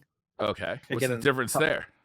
So, so Nintendo typically has a platinum choice or a millionth seller or whatever version of a game that is very popular. So if you go back to N64, things like um, Mario 64, Mario Kart, a lot of the first party games have players' choice versions. And for collectors, they're not worth as much. And generally speaking, when you're talking to a collector, an earlier print is better. So for the original Mario 64, Super Mario 64 art, and a lot of N64 games this way when the first prints came out. On the right side, so there's like the box art that takes up like 3/4 of it, and then on the right side, there's like a bar that's almost solid red, like basically the red of my shirt if you're watching the podcast. And that means that it's a first print. I'm pretty sure N64 only had 2 prints typically. It's not like the old NES games. But, for a player's choice version, it's like the art is the same, but on the right side, instead of there being a red bar, it has the little gold seal that says player's choice, and it's like goldish on the side. And typically those versions are not worth as much. I don't know if Nintendo had more prints of those or just the fact that they're not first prints, but typically as a collector, there are collectors that'll maybe just want the early version. Some of them just want whatever they can get. Some of them, like me, if I come across multiple in good condition, then I'll keep both. If I can justify me, it's like, oh yeah, I got that for $20. Yeah, I'll keep it until I don't need it anymore or whatever. Want to sell off my doubles, but so yeah, I have both versions of the art complete in box. Complete in box. Wow. That's a whole different conversation. What does complete in box mean? CIB. Does that mean like you got to have the warranty card? Well, yeah. So I don't know exactly what the official term is. Like CIB typically This warranty means card means everything to me, Jay. Everything. the warranty My card. whole childhood. You'd be surprised at how much more those warranty cards and advertisements and posters and stuff can warrant in a purchase. So like you got condition, and then you have does it have the manual, cart, and box? Those are like the 3 basics, right? And then you have like all the extras, like what percentage of the extras does it have? Because if you look at, like, for example, this is me pulling out Chrono Trigger because I just have it on the desk. Just got that. I just happen to have this on the desk because we did sitting it's around. fine. Yeah, no. We're talking about it last night. This is one of my better conditioned games. You posted last night, like, which of these games should I play? And you showed that game, Metroid, and Link to the Past. Yeah. I'm like, Chrono Trigger. I haven't played that game since I was a kid. Yeah. And I went on eBay. I'm like, how much would it cost me to? Oh shit! I did not pay those prices for the record. I've had this copy for 5 years or so at this point. I think it was like $120 for just the cartridge, and like, yeah, I'm pretty sure when I bought them, like this complete copy was going for maybe 80 or 90, something like that. But now it's like it's just stupid money. But so, for example, like this would be all of the inserts and it. Like, look how many there are. 1, 2, 3, 4, 5, 6 things. You got the manual and 5 extra. Like it's insane. Wow. So yeah, that's another conversation that we could go down. Lots of stuff there. So if I get a manual, I'm pretty happy. Genesis, Yeah. I want the boxes for some reason, but for Super Nintendo, I don't give a shit. Well, yeah, the plastic game cases are nice to have for those for sure. Yeah. Especially considering Genesis label art is a lot more susceptible to damage than like Nintendo art is for the most part. On the cartridge itself? Yeah. Because it's not as so Nintendo games typically use glossy labels, while Genesis games have this like kind of papery label that is more susceptible to tearing and all that kind of stuff. Yeah. More often than not. So. That makes sense based on what I've seen out there. I do find some joy though in finding a beat up cartridge, cleaning it up, and like letting it live on, playing that game, you know? Yeah, like my copy of this isn't a good game, but Star Wars Shadows of the Empire for the N64. Mm-hmm. Like when I saw it, I remember that being one of the first games that I got when I got an N64, and I was super excited to play it. I remember going to my father's house, and you know, him and his spouse taking off, going to a party, and leaving me at the house, and I was like super excited because that meant I get to play Shadows of the Empire all night and eat a whole pizza all by myself. How old were you? I was I don't know, actually. I wasn't that young.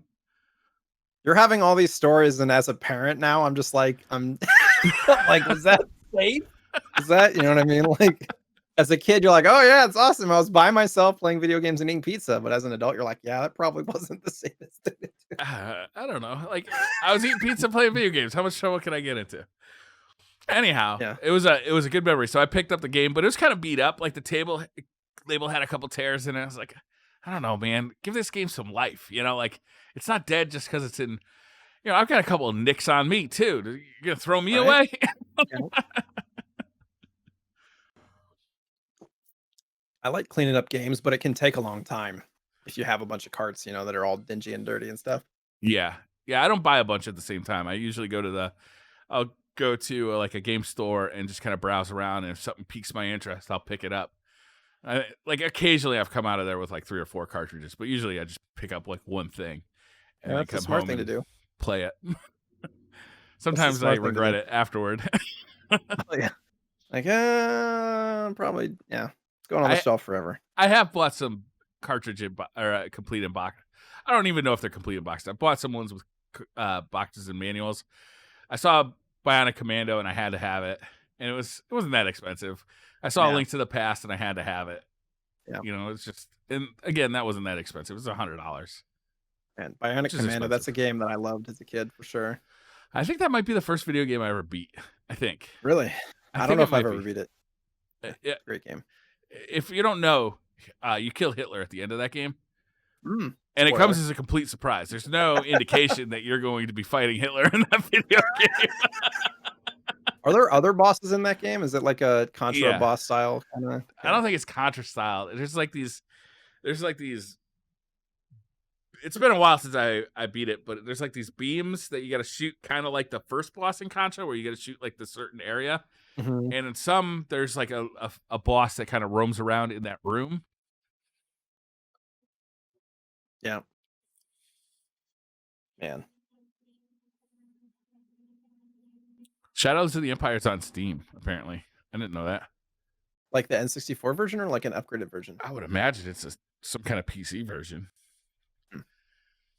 Yeah, there's a lot of Star Wars, N64 games, and there's a few for SNES too.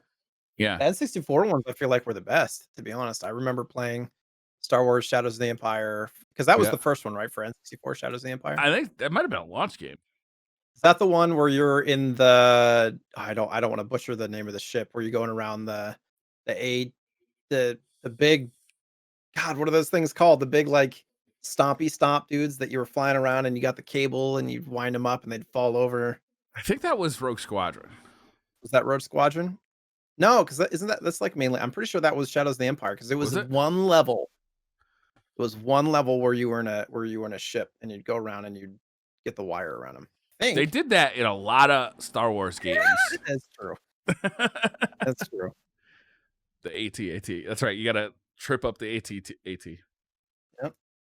I think that's What's your like Super Mario 64 kind of history? Like, did you play the game okay. when it was new? Did you come back So to it later? it's funny because I don't have a lot of like my memory. I have good long-term memory, but it's spotty. So one of the things that I distinctly remember is my sister, who is much older than us. She's basically the age of an aunt. Um, she sold me her N64, whatever year that was, 90. It was like the same year that it came out. Trying to remember when that was. 96. So yeah, it was probably 97 because it came out in 96. Um, she came and visited from California when I lived in Alabama, and she brought the N64 with Super Mario 64. And I remember I used like all of my saved up allowance or whatever to buy it from her. And I remember going up to my parents' room and plugging it in and putting in the cartridge and turning it on. And I remember when I started, like I can distinctly remember sitting on their bed. Like I took a chair or something up there in the room and I got the controller and I started playing and I just was like in absolute awe of the 3D. Like, oh my God, I'm like moving around in 3D space. Like I remember that feeling. Yeah. And then it's like all blank, but I remember that experience for sure because you remember those experiences. But from there, I'm pretty sure I beat the game, but I didn't get 120 stars. Like I didn't max. I probably got like 90 or 100 or something like that. And from there, I've had the DS version since then and whatnot, and played it here and there a little bit too. And I think it was on Virtual Console for the Wii, I think too, and I think I played it a little bit there, if I remember correctly. But didn't really ever put much time into it compared to when I first played it. And I'm, to be honest, a little angry that they haven't up-resed it to like I want them to throw Mario 64 into like Super Mario Odyssey engine is what I would like to see. Yeah, I hear that. If they did that though, it wouldn't feel like Super Mario 64 anymore. It'd feel like Super Mario Odyssey. True. You know, like if they had just 720p is fine for me. Like upresing it to 720p is fine. I wish they had made it widescreen instead of keeping it 4:3. Assuming that there's not like input latency on the Switch port, like I think it's fine. It introduces people who never got a chance to play this game to a pretty like a game changer video game, right? It's like this movie or this game to me is like The Matrix. You know, sort of like there were action movies before The Matrix, and there were action movies after The Matrix. That's what Super Mario 64 is. It's like one of those moments, and it's hard to go back to because the N64 doesn't look good on digital displays. It actually does look okay on a CRT. Like it's kind of surprising the way that console looks on like an old school tube television it just fits, right? It just looks good, but Right. it's not flattered by modern televisions. It's just Right. it's harsh. It's really It'll be harsh. yeah, very, very. I've tried to play. I remember like because I'll test games all the time, and I've tried to like play Mario Kart for more than a level, and I'm just like I can't see more than 5 feet in front of me, and yeah, the polygons are awful. Yeah. It'll be interesting to see if this version of the game is worth a look, like a playthrough, like a fresh playthrough, because like does it feel solid enough? Does it hold up graphically well enough compared to like the old CRT experience? If it does, then I'll check it out. But if it just feels like it's just them just cash grab, it's going to be tough for me to play, I think. I just saw Roadhouse in chat mention that you have to deblur, so you can actually get my console has a mod chip in it that takes how like the N64 has this like blur over it. It almost looks like somebody spread Yeah. Vaseline over the lens. The the mod chip actually takes that off, which does help with the look of it, but it's still not. Even the PlayStation 240p, Yeah. 240p polygons, man. It's hard to look at. It's hard to look I've at. tried to play like Final Fantasy VII on the original PS1, even as a ROM Yeah. on my like Vita or PSP. I was like, I can't do it. I was like, these characters, like the shoulders, like there's 7 polygons on his shoulders Yeah. to make a circle. Like you can see the individual, like it just, I don't know. It loses its charm to me, sadly. That game is in a rough spot too, because even when they tried to like upres it, they put out a PC port and they put it out on the Switch. The problem is there's so much pre-rendered stuff that's just like that's what it is. You can Right. upres all the polygons of the characters, but they're still running around in that those pre-rendered Backgrounds and stuff. backgrounds. So it's just And there's cutscenes and whatnot too, right? yeah. So after I played the remake, I never liked Final Fantasy VII when it was new. It just wasn't my jam. But I loved the remake that came out this year. So I went back to it and maybe times have changed, right? It's like I'll give it a shot. I bought the Switch version, and the Switch version is cool because you can like press a button to like put it in fast forward to like go through all the like all the battles and like walking around and stuff, which is nice. But it's still like it's hard to go back to that game. Yeah. That is a moment in time that it's I think it's a lot like Atari. It's just a moment in time that it's the hardware wasn't there to accomplish with the design of the games, because the games were designed well. Like Metal Gear Solid was a cool game. Tekken was an awesome game. Boy, It's funny how things work out too, right? Yeah, because like you have content that's really good content that yeah, ends up holding up and selling well, but then you have hardware that's really good hardware, but if it doesn't come out in the right situation, it can fail. yeah. So, and this, I mean, we can lead into kind of Mario 64 and whatnot, because some of the stuff that I found out, kind of fun facts about Super Mario 64, was that they were trying to make a sequel, but the sequel that they were developing was for the disk drive, for the N64 disk drive. Oh yeah, that went So that's great. why it As ended I up remember. yeah. Yeah, it ended up not coming out because obviously the disk drive, and I didn't have enough time to fully research disk drive, but now I want to. The disk drive is a Um, ridiculous thing because it was trying to compete with CDs, but it was basically a drive that had a max capacity of 64 megabytes. Right. It's So like, that was more than a lot of the consoles at the time, though. no, because it was competing against the PlayStation and Saturn, which had CDs. Okay. So you had one of the problems with the N64 was that it was a cartridge-based system in the middle of a CD revolution, right? Like digital media revolution. So their solution was this: well, we can fit 64 megs on a cartridge. We'll put another 64 on this $300 add-on. I think it was fucked from the get-go. Well, yeah, and the whole history of Nintendo having these ports built into the systems that they've never really used, Yeah, and some of that history you can actually learn about. Was it the documentary on Netflix that covered that? Maybe?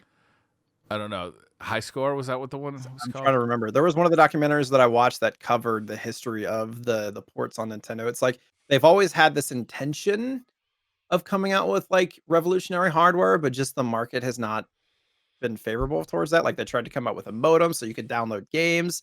Like, they've been ahead of the market since the beginning, but consumers just have not been ready, and it's kinda sad, but also kind of fun to look at that history. Like, Nintendo knew from the beginning that digital downloads and at-home content that way was gonna be the future, and they were trying to get in, but nobody understood it. Nobody had good enough, modems at the time, like, internet wasn't cheap enough, like, data wasn't cheap enough, all that stuff. So it just wasn't the right time, but it's just really fun to see all that stuff from the beginning. The I like to like kind of picture in my head how the world would be different if the PlayStation had actually happened as a deal between Nintendo and Sony. Like Yeah, imagine like it was how supposed to. different the landscape would be if that had actually happened. Did you hear the story about the PlayStation or the Nintendo PlayStation? I can't remember which one. There was a Nintendo branded PlayStation that went up on Heritage Auctions Yeah, within the last few years, and there's this whole yeah. story about how the seller, and I might get a couple of these details not perfectly right. So the seller, somebody gave them a verbal offer of like $1 million or it was like some amount of money, and the seller said no. Yeah. And the seller was totally expecting it to go to market on Heritage Auctions and get like 2 or 3 times that, and it ended up only going for 300 grand.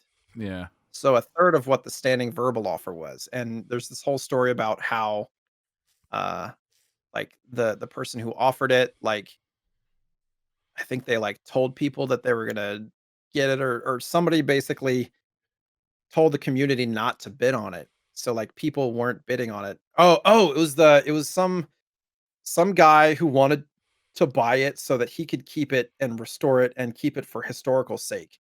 So there were actually people in the market that wanted to pay a lot more, but it was like one of those situations where like the Smithsonian was like, "Hey, we want it for our museum.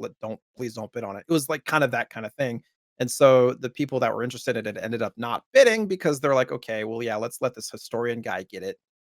And so the dude bought it for a fraction of what he could have paid for it just because he wanted to keep it, you know, historically I feel like three hundred thousand preserved. dollars is still a pretty good payday. Oh, yeah, but not to the seller at the time. Yeah. Okay. I don't have a lot of bad feelings for that guy. I'm not gonna No, well, yeah, no. lie. But yeah, it just goes to show, like, if there's an offer out there, you never know. Yeah, that for anybody who doesn't know, like Nintendo and Sony, I think this is pretty well known. Nintendo and Sony were in of initial talks to have a Super Nintendo add-on that was going to be a CD like based thing, kind of like the Sega CD, and it was going to be called the PlayStation. That deal fell through at the last minute. Sony took it real hard. Like they were really upset with how Nintendo handled that. They actually went to Sega and tried to do a similar deal with Sega, and Sega said no as well, which I think is less known. So Sony became the dominant video game maker. Well, and that was was that before the Sega CD? Jeez, I don't know. I don't know the timing. We'll have Maybe. to yeah. Um, but I mean, who could have thought? Because think about how many companies back then, how many Japanese like electronics manufacturers back then were getting into video games. You know, you had like Gold Star, Sharp, Panasonic, like all of them, like 3DOs and Philips CDIs. So like, who would have thought that Sony would be the one that nails it with the PlayStation? But they Right. did, man. They changed the game. Yeah, competition's good. You know, and a lot of publishers had to get like Nintendo's seal of approval before they could even like publish games. And the market's way different now than it used to be. And it's really interesting because like Nintendo and Sega had pretty much strangleholds over like whoever made content for their systems. Yeah. It's really interesting to see how things have changed since then, video game industry. Yeah. Yeah. It's been fun to watch. Did you happen to read Console Wars, the book? I did not. I should. I'm gonna make note of it. It's a good book. They've been trying to make a movie and a TV show and a movie and a TV show forever. I don't know where the status of that is, but good Lord. When did It's that a come good out? story. What's that? When did that come out? Oh, geez. I don't know, 5 to 10 years ago, probably. A couple of documentaries that I've been watching cover a lot of the Nintendo versus Sega stuff. Hmm. And just how they were like aggressively pricing each other and all that kind of stuff too. It's really interesting. Yeah, that stuff. You'll have to give me some of the names of those documentaries because a lot of times I watch a documentary and it's like, this is meant for somebody who's never played a video game. Right. You know what I mean? Like, it's not actually that informative. It's very cursory. So Right. you'll have to give me some of the good ones because Yeah, I basically didn't like that one, High Score, that was just on Netflix that everybody was talking about. Yeah, I was like, yeah, this it is was boring. pretty I know basic. all of this stuff. So I basically went to Amazon Prime Video and just typed in video games. There was a documentary on like Limited Run, like I said, and there was a documentary on the Power Glove, which a lot of I that saw stuff I that didn't one. know. That one was pretty Yeah. fun. The one Yeah, guy who so just there's a wears bunch one of stuff like 24 that. hours a day. Yeah. Yeah. I want one now, but like I want to get one in good condition, and most of those things like fell apart because there are a lot of fabric and stuff. So Yeah. um, and then there was one recently that I watched. It was called The King of Arcades, and it talks about like bringing back arcades into the new era and like preserving stuff. It's really interesting. I Good saw stuff. that one too. That was with the guy who had like, it was a little weird at the end because he closes down his arcade. They didn't really say why, and then he opened it back up. Like, wait, Yeah, what happened spoiler. here? Yeah, right. But it was I assume interesting. there was some. I assume there was some unspoken family stuff going on there that he didn't want to elaborate on. Maybe. Just Maybe. thinking about it, but yeah. So You it's know, YouTube is so strong right now. Like, there's so right. many people doing awesome stuff on YouTube now that Yeah. it's hard to make a documentary that we don't already know all the stuff in it. Right. You almost have to look for specific things to get information on. Yeah. But going back to Super Mario 64, if there's other things that you'd be interested in knowing, Yeah. potentially, um, like they originally wanted to do a 3D Mario in SNES because when they came out with that 3D chip, if you think about like Star Star Fox Fox. and things like that, like Star they had Race. ideas. Yeah, they had ideas for doing a 3D Mario in that space, but apparently the controller was the caveat, was the thing that kept them from doing it because it just wasn't the experience that they wanted. And it's kind of funny because when they're developing Mario 64, they actually used like a modded Genesis controller or something to develop it, Yeah. which is interesting. I don't know if you knew that. Um, and like things like they originally wanted to include Luigi and they wanted to do it as like a multiplayer split screen co-op, think New Super Mario Brothers for the Wii, and they just couldn't because of the hardware. They were on a time crunch too, right? It's like trying to get that thing finished before the Probably. console came out because they really wanted Probably. it to be a launch game. Luigi's in the source code. Like, he's in that game, kind of. You can't play him, you can't access him, but he's in there. Similar with Yoshi. Yeah. Like they wanted to make Yoshi more involved, but the only time that you really see Yoshi is after you get 120 stars and you go to the top and you get the 99 lives or whatever. They try to make it more playable and things like that. Trying to think of what else. Oh, the voice of Mario. So the voice of Mario that we know now, Martinet, I believe. Yeah. I mean, it all started with Super Mario 64. And when he was his auditioning, first gig? that was like apparently he had gone to a few trade shows, but that was his first like video game persona of Mario. Get out. I didn't know that. Yep. So, and apparently a friend of his, the story goes that they pitched it to him like, you get to voice a plumber from New Jersey or something like that. So, he goes and auditions, and instead of doing like the typical like, "Hey, I'm over here. It's Mario. What's going?" It's not. He made it more cartoony, and like they ran out the tape recording him, and then immediately offered him the job. Nice. So, and before Martinet's voice went into the game, there's actually a video of the demo. They took voices from like Looney Tunes and put them in the game, and it was god awful. Like if there's like a trailer video of it, it's like "Wah! Wah-ha!" Like it's just horrible, it's awful. And then yeah, so Martinet's voice is way more appreciated. Yeah, he nails it, right? Is he really Yeah, brings kind of like a light and like fun vibe to Mario. I mean, in a way that I think there's actual talent there, right? There's actual yeah. like you can't not everybody's gonna bring that. Like if you played him as like what was the guy who played him in the movie? Joe. Oh my god. Like, can you imagine if it was that voice in Mario 64? The tone of the game would be completely different. But like that, it's a me, a Mario. It's like so Right. fun, right? It's like starts off with it's just fun. It's a fun voice. It's a fun character. It's a fun world to be in. And that opening sequence of his face being there where you can like stretch and pull and all that stuff.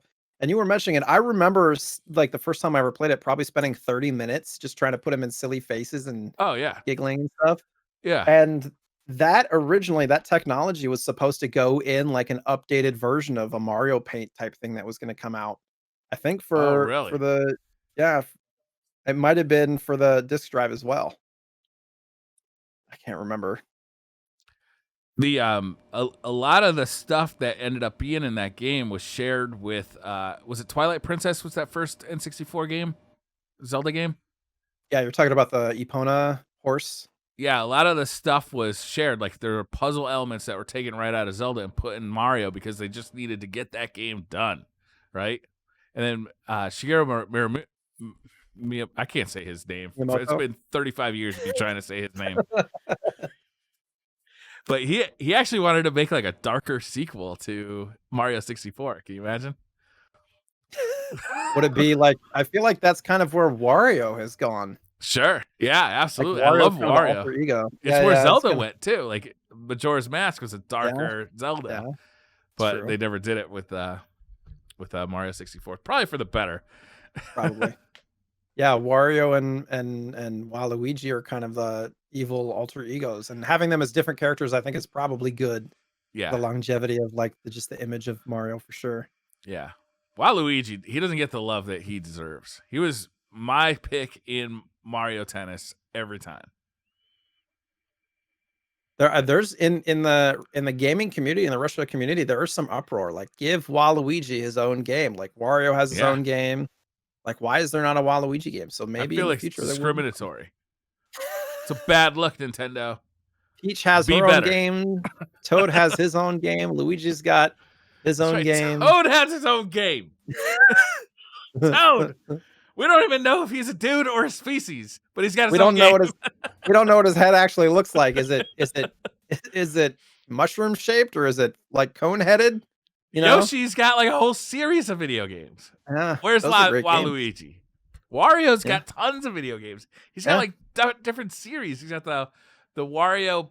What is it? It's not Party, but it's like Well, it's Wario Land. WarioWare and Wario Land. WarioWare, yeah. So like it started with Game Boy. So there's Wario Land, which is like it's like Super Mario Brothers 4 Wario Land. Like it's an extension of that world. And then Yeah, like there's Wario Land 2, Wario Land 3, and then there's a Wario uh land for Virtual Boy. There Nintendo used to is play a lot of games like that. They'd be like Super Mario 2, Yoshi's Island. yeah, yeah, I'm like, wait a yeah, minute. This isn't Super Mario. This is a different yeah, game. yeah. Super Mario 4, Wario. Like, wait a Whoa. second. Didn't you say that you played Yoshi's Island recently? Like that was one Yeah, that you played through? yeah. So I've been playing that. I was watching My Life in Gaming, and they were streaming it one Sunday night. So I was like, "Oh, this looks really fun." So I booted it up while they were streaming it. I was playing alongside them on my MiSTer. I was playing with my MiSTer on a Sunday night. You know how it is. And I liked it so much, and I'm like, "Well, I gotta get this cartridge. I love this. I never played it back in the day." So I ordered a copy. I looked for a few weeks like locally, and I couldn't find a copy.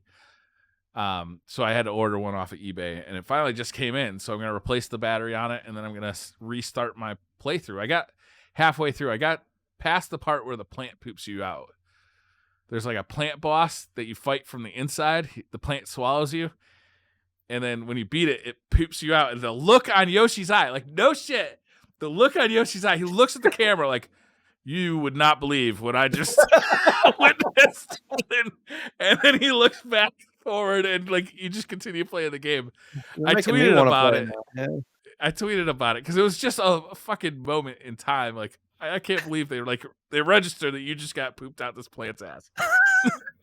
I haven't played through that game, and they have I think it's essentially the same game. So they remade all of those games for Game Boy Advance. Yeah, And I remember playing all of them at least a little bit. So you can play 1, 2, 3, Super Mario World, and Yoshi's Island on it was so they're out of confusing too. order though on Advance, right? Well, yeah, it's so confusing because it's like Super Mario Advance 1, Super Mario Advance 2, 3, and 4. Yeah, But yeah, like Super Mario Advance is actually Super Mario Brothers 2. yeah. Super Mario Advance 2 is actually Super Mario Brothers 3? Or Is it maybe it's Yoshi 3? Island? So Yeah. fucking weird. I I don't thought it know. was Like they're all Mario World. hold on. I can tell you for sure. But yeah, there's 4 of those. Yeah. Uh, console. Terminator is saying in chat that he can't stand the crying Mario in Yoshi Island. So if you get hit, The Baby um, Mario. yeah, Baby Mario gets like taken, and you got to go capture him again. But the easy solution to that is just don't get hit. Get good, man, and you'll never ever see a crying Mario. Just get good. Oh yeah. So Super Mario Brothers Advance is just Super Mario Brothers 2. Okay, Super so Mario Super Mario Advance 2 is Super Mario World. that's for the Super Nintendo. Yep. Super Mario Advance 3 is Yoshi's Island. And Okay, Super Mario Advance 4 is Mario Brothers 3. that makes perfect sense to me. I don't know what you're complaining about. And then there was like an NES Classics version of the original Super Mario Brothers. And it was called Super Oh, Mario that's Brothers right.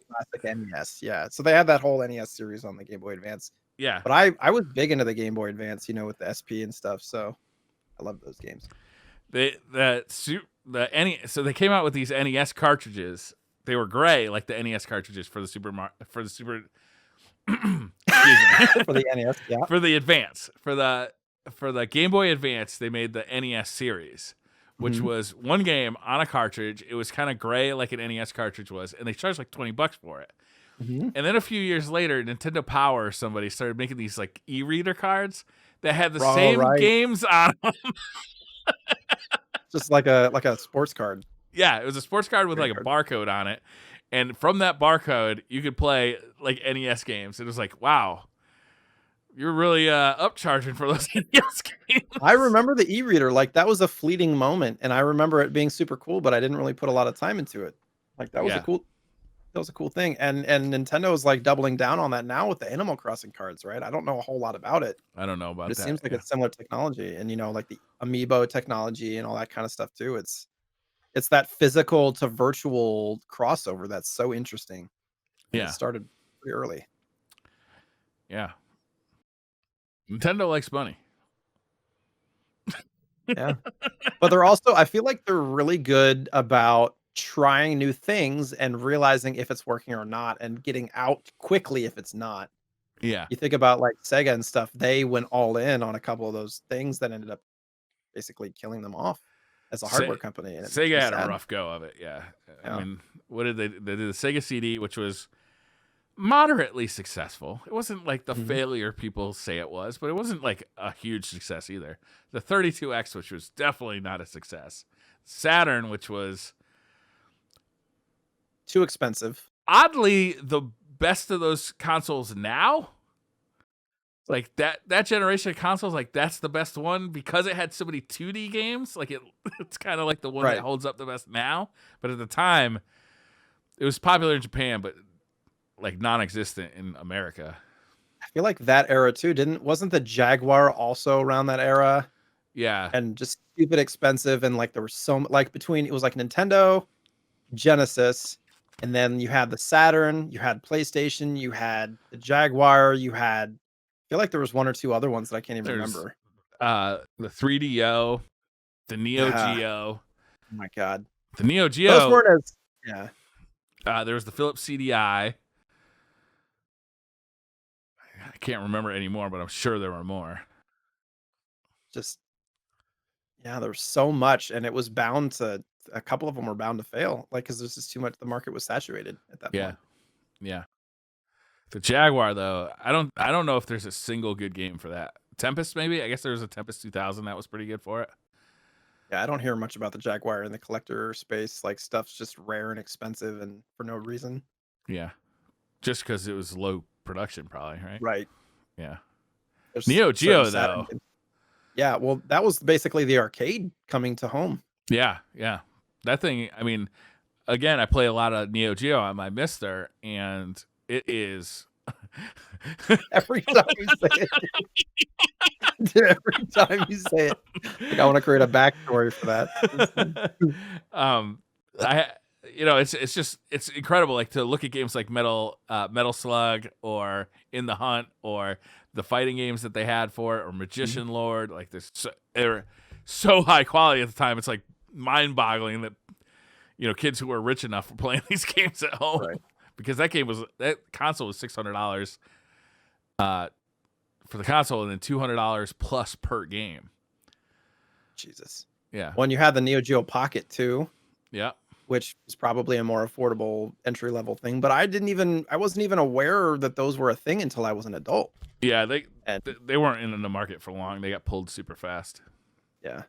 But I think there's a whole community of folks that like arcade cabinets and stuff that are using those Neo Geo hardware, like the base hardware as their brains of their like cabinets and stuff. Because Neo Geo, just their expertise was arcade, and it's just really cool. And they had a lot of great games. You think about those. You remember those arcade cabinets? You go and they were like I feel like was Neo Geo the first where they had like 4, 5, 6 games in one cabinet you could choose from Yeah. them?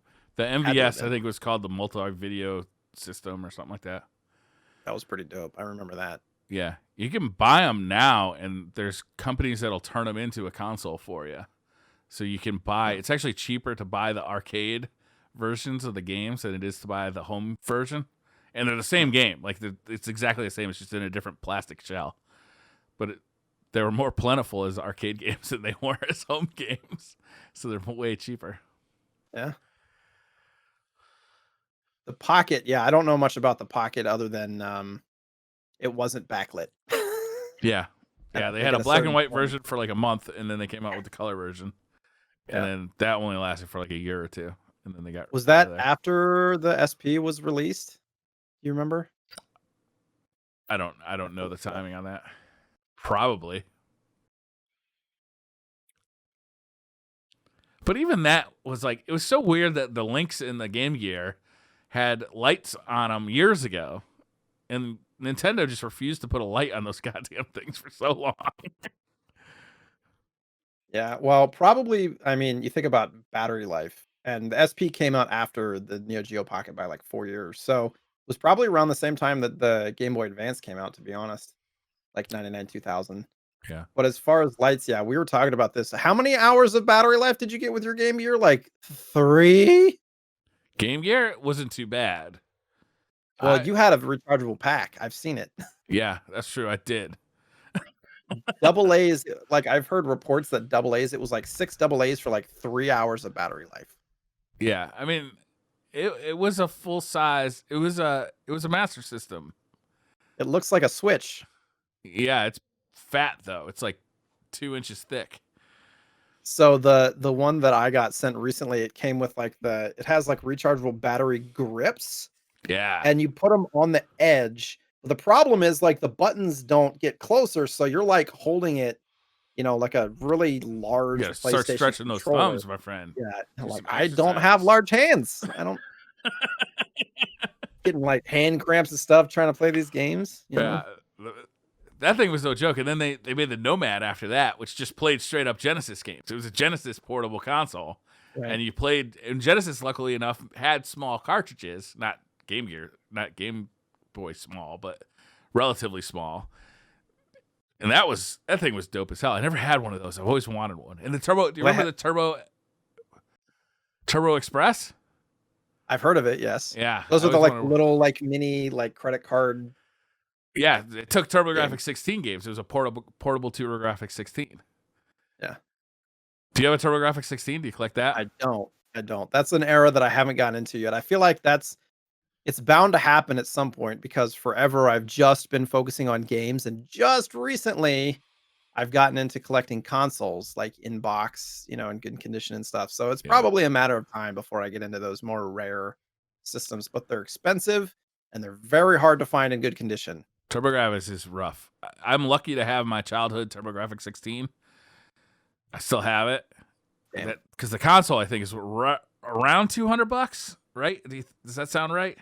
You can get the Japanese I think you can get the Japanese version, the PC Engine, for much less.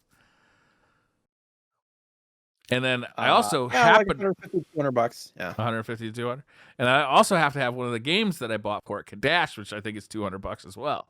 It's like, and it's all RF. It didn't even come with composite. I bet you there's conversion kits at this point, right? There is. Terra Onion makes something really cool. It plugs onto the back of it, and it does RGB video and acts as a CD drive, so you can load the ROMs on it, and it acts. You can play all the TurboGrafx 16 games and TurboGrafx games. Plus, it does RGB video. Kind of like how Dreamcast used to be able to read CDRs and stuff. Yeah, well, I got one of those in my Dreamcast actually as well. I got what is it called? It's the same company, Terra Onion. It's called the Mode, and this is a little PCB that you can put in either a Saturn or a Dreamcast, and then you can put a hard drive or a USB stick or a SD card in it, and just load all the games onto that. So I have. Luckily, I mean, my uncle passed away, and he gifted me every Sega Dreamcast and Sega Saturn game. So this is all legit and legal, I assure you. All of them in case? Uh-huh. Damn. I'm jealous. That's awesome. Well, I mean, like, obviously not. No, I'm your lying. uncle I'm just kidding. Oh. I'm saying that because I have them all on the on ROMs. On one disc, probably. Yeah, they're all on a SSD that's inside the Dreamcast. So like every game, like one day I was going through on stream and I was just playing like Power Stone and everything on the Dreamcast. That system was dope. Yeah, like, goddamn shame. So this kind of comes back to ROMs and stuff. Like, there's something to be said about having a physical version of a specific game or cartridge or whatever. Because, and I'm guilty of this too. When you have all of these games digitally at your fingertips, it's hard to get invested in any one because you're like, oh yeah, I don't really like this. I can just go to this game. I don't really like this. I can go to that game. You know, like Yeah. the physical act of putting a cartridge in, like going to find it, putting it in, hitting the power button, like you're invested, whether it's just out of laziness or whatever, to sit down there and give it an actual shot to play the game, you know, at least for me. That's the It could be hardest different. thing about having a list of every NES game that was ever made is that it's hard to sit down and just play one. It's hard. Right. It's like you're blinded by this entire catalog of video games. But if you can like manage to sit down and like, I'd really like to play, you know, the NES Ninja Gaiden collection. And you just start, you play one, and you play two, and then you play three. It's still rewarding. And it's a hell of a lot cheaper than trying to collect some of these games. You know, like you want to play. I can't remember. We were talking a few nights ago about one of those NES games that's just astronomically expensive, but it's a really good game. Do you remember which one it was? Little Samson. Little Samson. Like, you know, it's a really good game. It came out super late in the NES life cycle, and you know, it was also like people were like, "Is this a Bible game?" I don't even know. But the game is really good by all accounts. Like people really like the game, but you're never going to be able to play the game because it's just too expensive to buy the actual cartridge. So your really only option is maybe they put it out on like a Switch NES, whatever that thing's called, or maybe they put it out on like a virtual console, or maybe they put it out in a collection. But who even knows who owns the rights to that game anymore? Trying to remember, was it? I don't want to misspeak. Who's the publisher, the developer of Little Samson? I want to say Tato. Takaru Tato, published by Tato. So who owns Tato now? Because they're not still a thing, right? Like you haven't seen very many like updated or re-released Tato games that often. I feel like no. We could have a whole episode on like kind of obscure, rare, really good games. Like there's the Pocky and Rocky series. There's Little Samson. There's like Felix the Cat was a really good like this list is a very long list. We could have a whole show on that. What's that Ronald McDonald game for Genesis? It's MC Kids. Yeah, it's like super good. I don't think it's MC Kids. I think you actually play as Ronald McDonald in this one. I don't know. It's a really crazy game. Taito is still Taito? I don't know. I haven't seen him in a long time. Yeah, chat is mentioned in Snatcher. That's $700 now. It only came out. I think it is MC Kids. MC Kids. You play as Ronald McDonald or McDonald Land. McDonald Land. Yeah, that's what it is. Or wait, hold on. It just says "Welcome to the world of McDonald Land" or MC Kids, as it is also known. So I think that's the only McDonald's game for NES. No, it's for Genesis. Oh, shit. Oh, I know what you're talking about. I remember. I can picture it in my head. McDonald's Treasure Land Adventure. Yeah. Yes. It's a ridiculous thing and absolutely worth playing. When was the last? I mean, the last time that there was like a retailer or fast food branded game wasn't it the Burger King 360 game? King. Where you could get them for $1.99 with a value menu or I got all whatever. Three. And they're still going for like, you can still buy them for like $2 to $5, like brand new on eBay and stuff. They're not worth shit. Like they created way too many of those. Yeah, that was awesome. I thought it was a great brand integration. Like, did you play them? I played Sneak King because I was like, "Are you kidding me? You get to play as this creepy ass Burger King, like sneaking up on people." Yeah, I'm into that. That's exactly my brand of crazy. Man, why did they put them on 3 different discs? Because they wanted you to come to Burger King 3 different times. They wanted to sell you 3 different Whoppers. I remember you used to go to GameStop and the shelf would be full of those. It's like all they have left. Yeah. Well, now the only thing at GameStop is like T-shirts and freaking pop figures and all sorts of random stuff. I don't understand GameStop. Like, to me, like they so clearly need to transition their business model, and they're just like they transition to the imagine we're gonna sell people the most useless shit in the entire world. It's gonna be plastic figurines and cheap like mugs, and they turned themselves into like a seaside tchotchke store. Like, what the fuck were you thinking? Meanwhile, like there were so many opportunities to, like, imagine if they had like filled that place up with like PC parts, or like there were so many different directions they could have gone in and still kept that like gamer vibe. But they're doing limited stores. It's like mostly the Midwest and the East Coast where they have like retro stores where they actually have a lot of that stuff in stock, which has some legs because you think about like retro stores in the area and stuff. But the problem is, and I could go into a whole conversation about GameStop's guts from their like top down. Like they don't treat their employees well. Yeah, like, they're shitheads, man. They're real shitheads. It makes me mad. Like I took advantage of a lot of sales in the last year. They were doing basically buy one, get one free, buy 2, get 2 free for like all retro games. And I made a killing buying, and I'm not even going to say the number of games that I bought from them, but between the ones that I kept and the ones that I sold, let's say that I kept 100 games that I bought. Wow. And then I was selling enough to basically offset what I bought and then also other stuff that I had bought on eBay because it was such a good deal. They were like trying to puff up their bottom line, I think, because they're just hemorrhaging money at this point. Yeah. Yeah. Well, COVID can't have been kind to them. No. I mean, Well, who's going there when you could just order your video games off of Amazon or something? right. It's funny too because like the local retro store said that they've just been selling out of everything because Same with everybody's trying mine, to like man. Everybody like he's like, you know, we've never been busier the entire time this place has been open. We get like a load of stuff in, and it's sold out before we can even like count it. right. All the first party Nintendo stuff, especially like even N64s, Game Boys, and Nintendo DS Lites and Mario Party and just all the like first party stuff. And that's why, and this is a whole different subject, like why prices have doubled and tripled Yeah, in the last 9 months. You know, a Pokemon game complete in box used to go for like $80. Now it's going for 200 and stuff like that. Like it's extreme. And like you said earlier, it probably will plateau and go down a little bit, but it's only a matter of time before it goes up a little bit again. yeah, yeah. We'll see.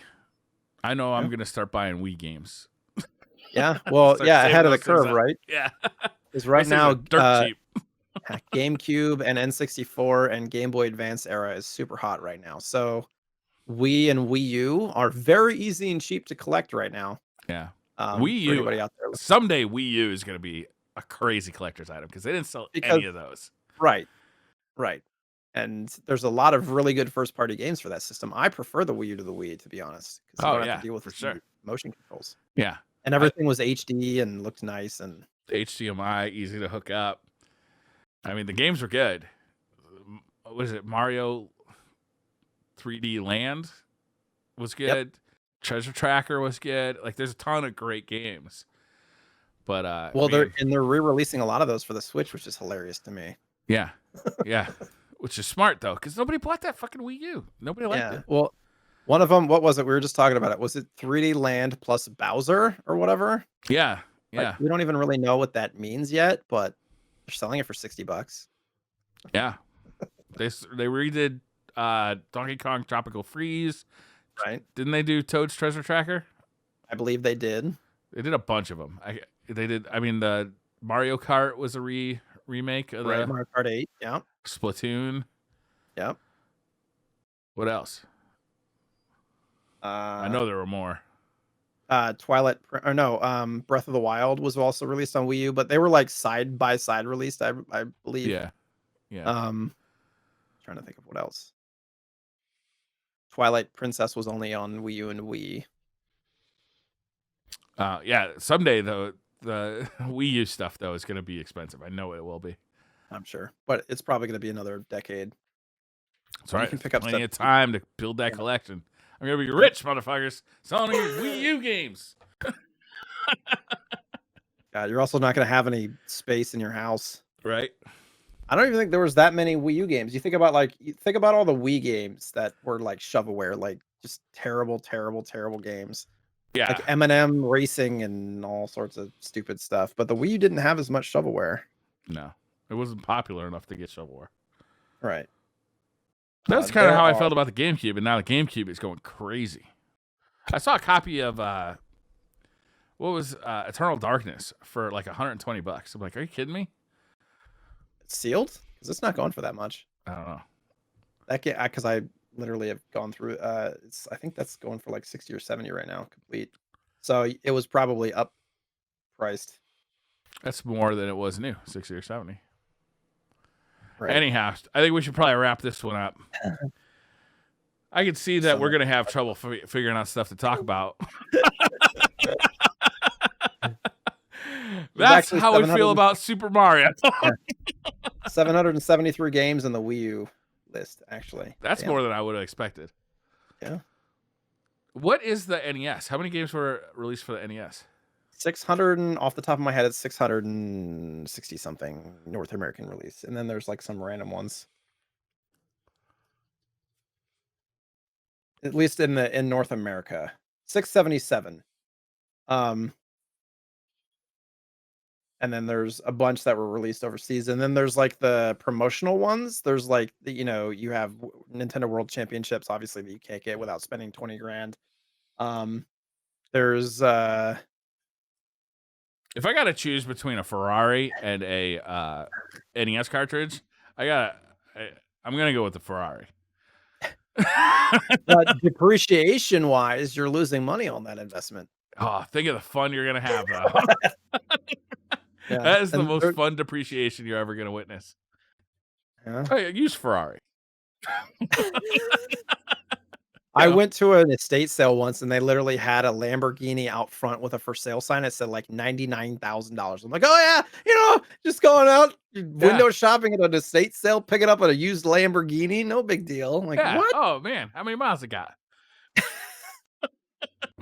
So do we want to do? I was gonna do the rapid fire thing with you. Oh right, I forgot about that. Okay. Should like long. So the idea is, I'm a big proponent of just kind of usually when I'm streaming, I have a question of the day, which is usually something mindless that you can answer quickly. Sometimes it's something that you got to think a lot about. But Mm-hmm. this challenge is based around the idea that Briar or I can't spend more than like a couple of seconds thinking about it. Okay. Okay, so a couple of these are going to be either or, and then there's going to be a couple that are you're going to have to think a little bit more about. Okay. Okay, so let's start the imaginary timer. We got 10 questions here, and Sega or Nintendo? Sega. Sonic or Mario? Mario. Contra or Ninja Gaiden? Ninja Gaiden. Steak or bacon? Steak. Beer or liquor? Beer. Cookie or brownie? Brownie. Favorite Mario Kart character? Wario. Street Fighter or Mortal Kombat? Street Fighter. Favorite game you own? Shit. RoboCop versus Terminator. Favorite arcade game? Street Fighter 2. And that's it. That was solid. What's that tell did a you good about job. me? Is that like a personality exam? Oh, you're a psychopath. you need to be institutionalized Need some help. right away. I need to pick up that RoboCop versus Terminator game. Is that for SNES as well? Yeah, but the Genesis version is the one you want. Okay. Um, Is that the one? It's like an all gray cart, and it looks like it's like a bulletproof vest kind of. it's like got a like umpire. kind of like a weird pattern to it. Yeah. I think I know. It's like almost like a bunch of little rectangles, kind Yeah. of, and then like RoboCop's kind of etched into it. I can picture it. Yeah. They made that game for a bunch of things. But the Genesis version is the coolest. It's actually a legit fun game. You play as RoboCop and you're killing Terminators.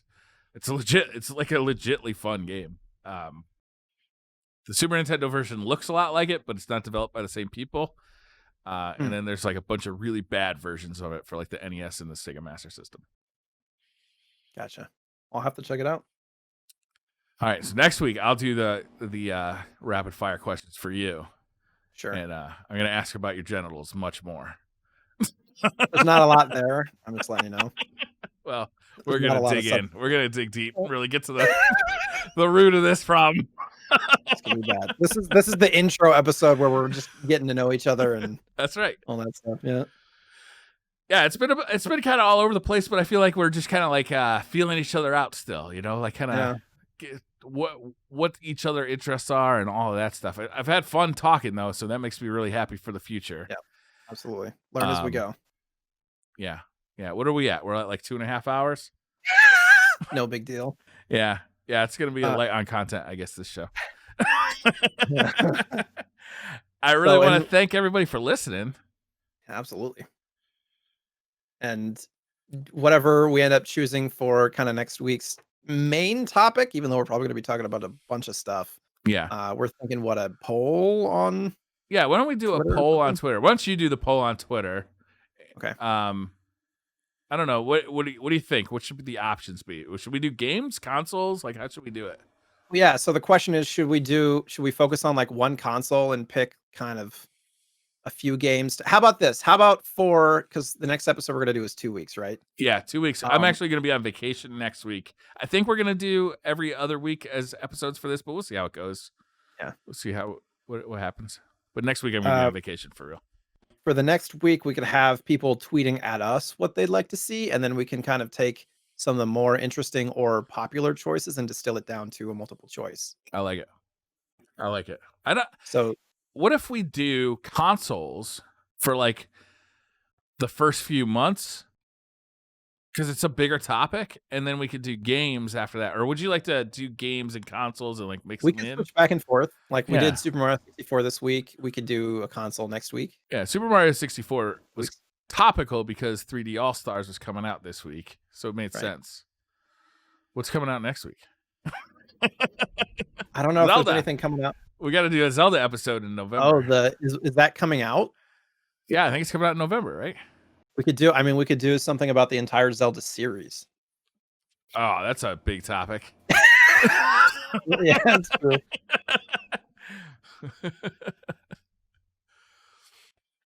Yeah, so let us know what you guys think. This is still obviously, as this podcast goes along, it'll kind of take shape and form itself into whatever it's going to be. And we're going to have a good ride doing it. Like, I'm really excited about this. I had a lot of fun tonight. I really like talking about the old stuff. I like talking about old hardware, old games, and all that stuff. Absolutely. And this is going to be really fun. So should we wrap it up? Jay, where can people find you? Sure. You can find me on Twitch, Twitter, and YouTube at JSniperton. I typically stream in the middle of the night when you're sleeping at like 11-ish p.m. till about 5 a.m. Typically streaming Destiny, but I'm going to be doing retro games on Mondays. So that's going to be a new thing. We streamed Link to the Past last night. So if you want to come hang out with us, you're always more than welcome. And yeah, Briar, where can we find you?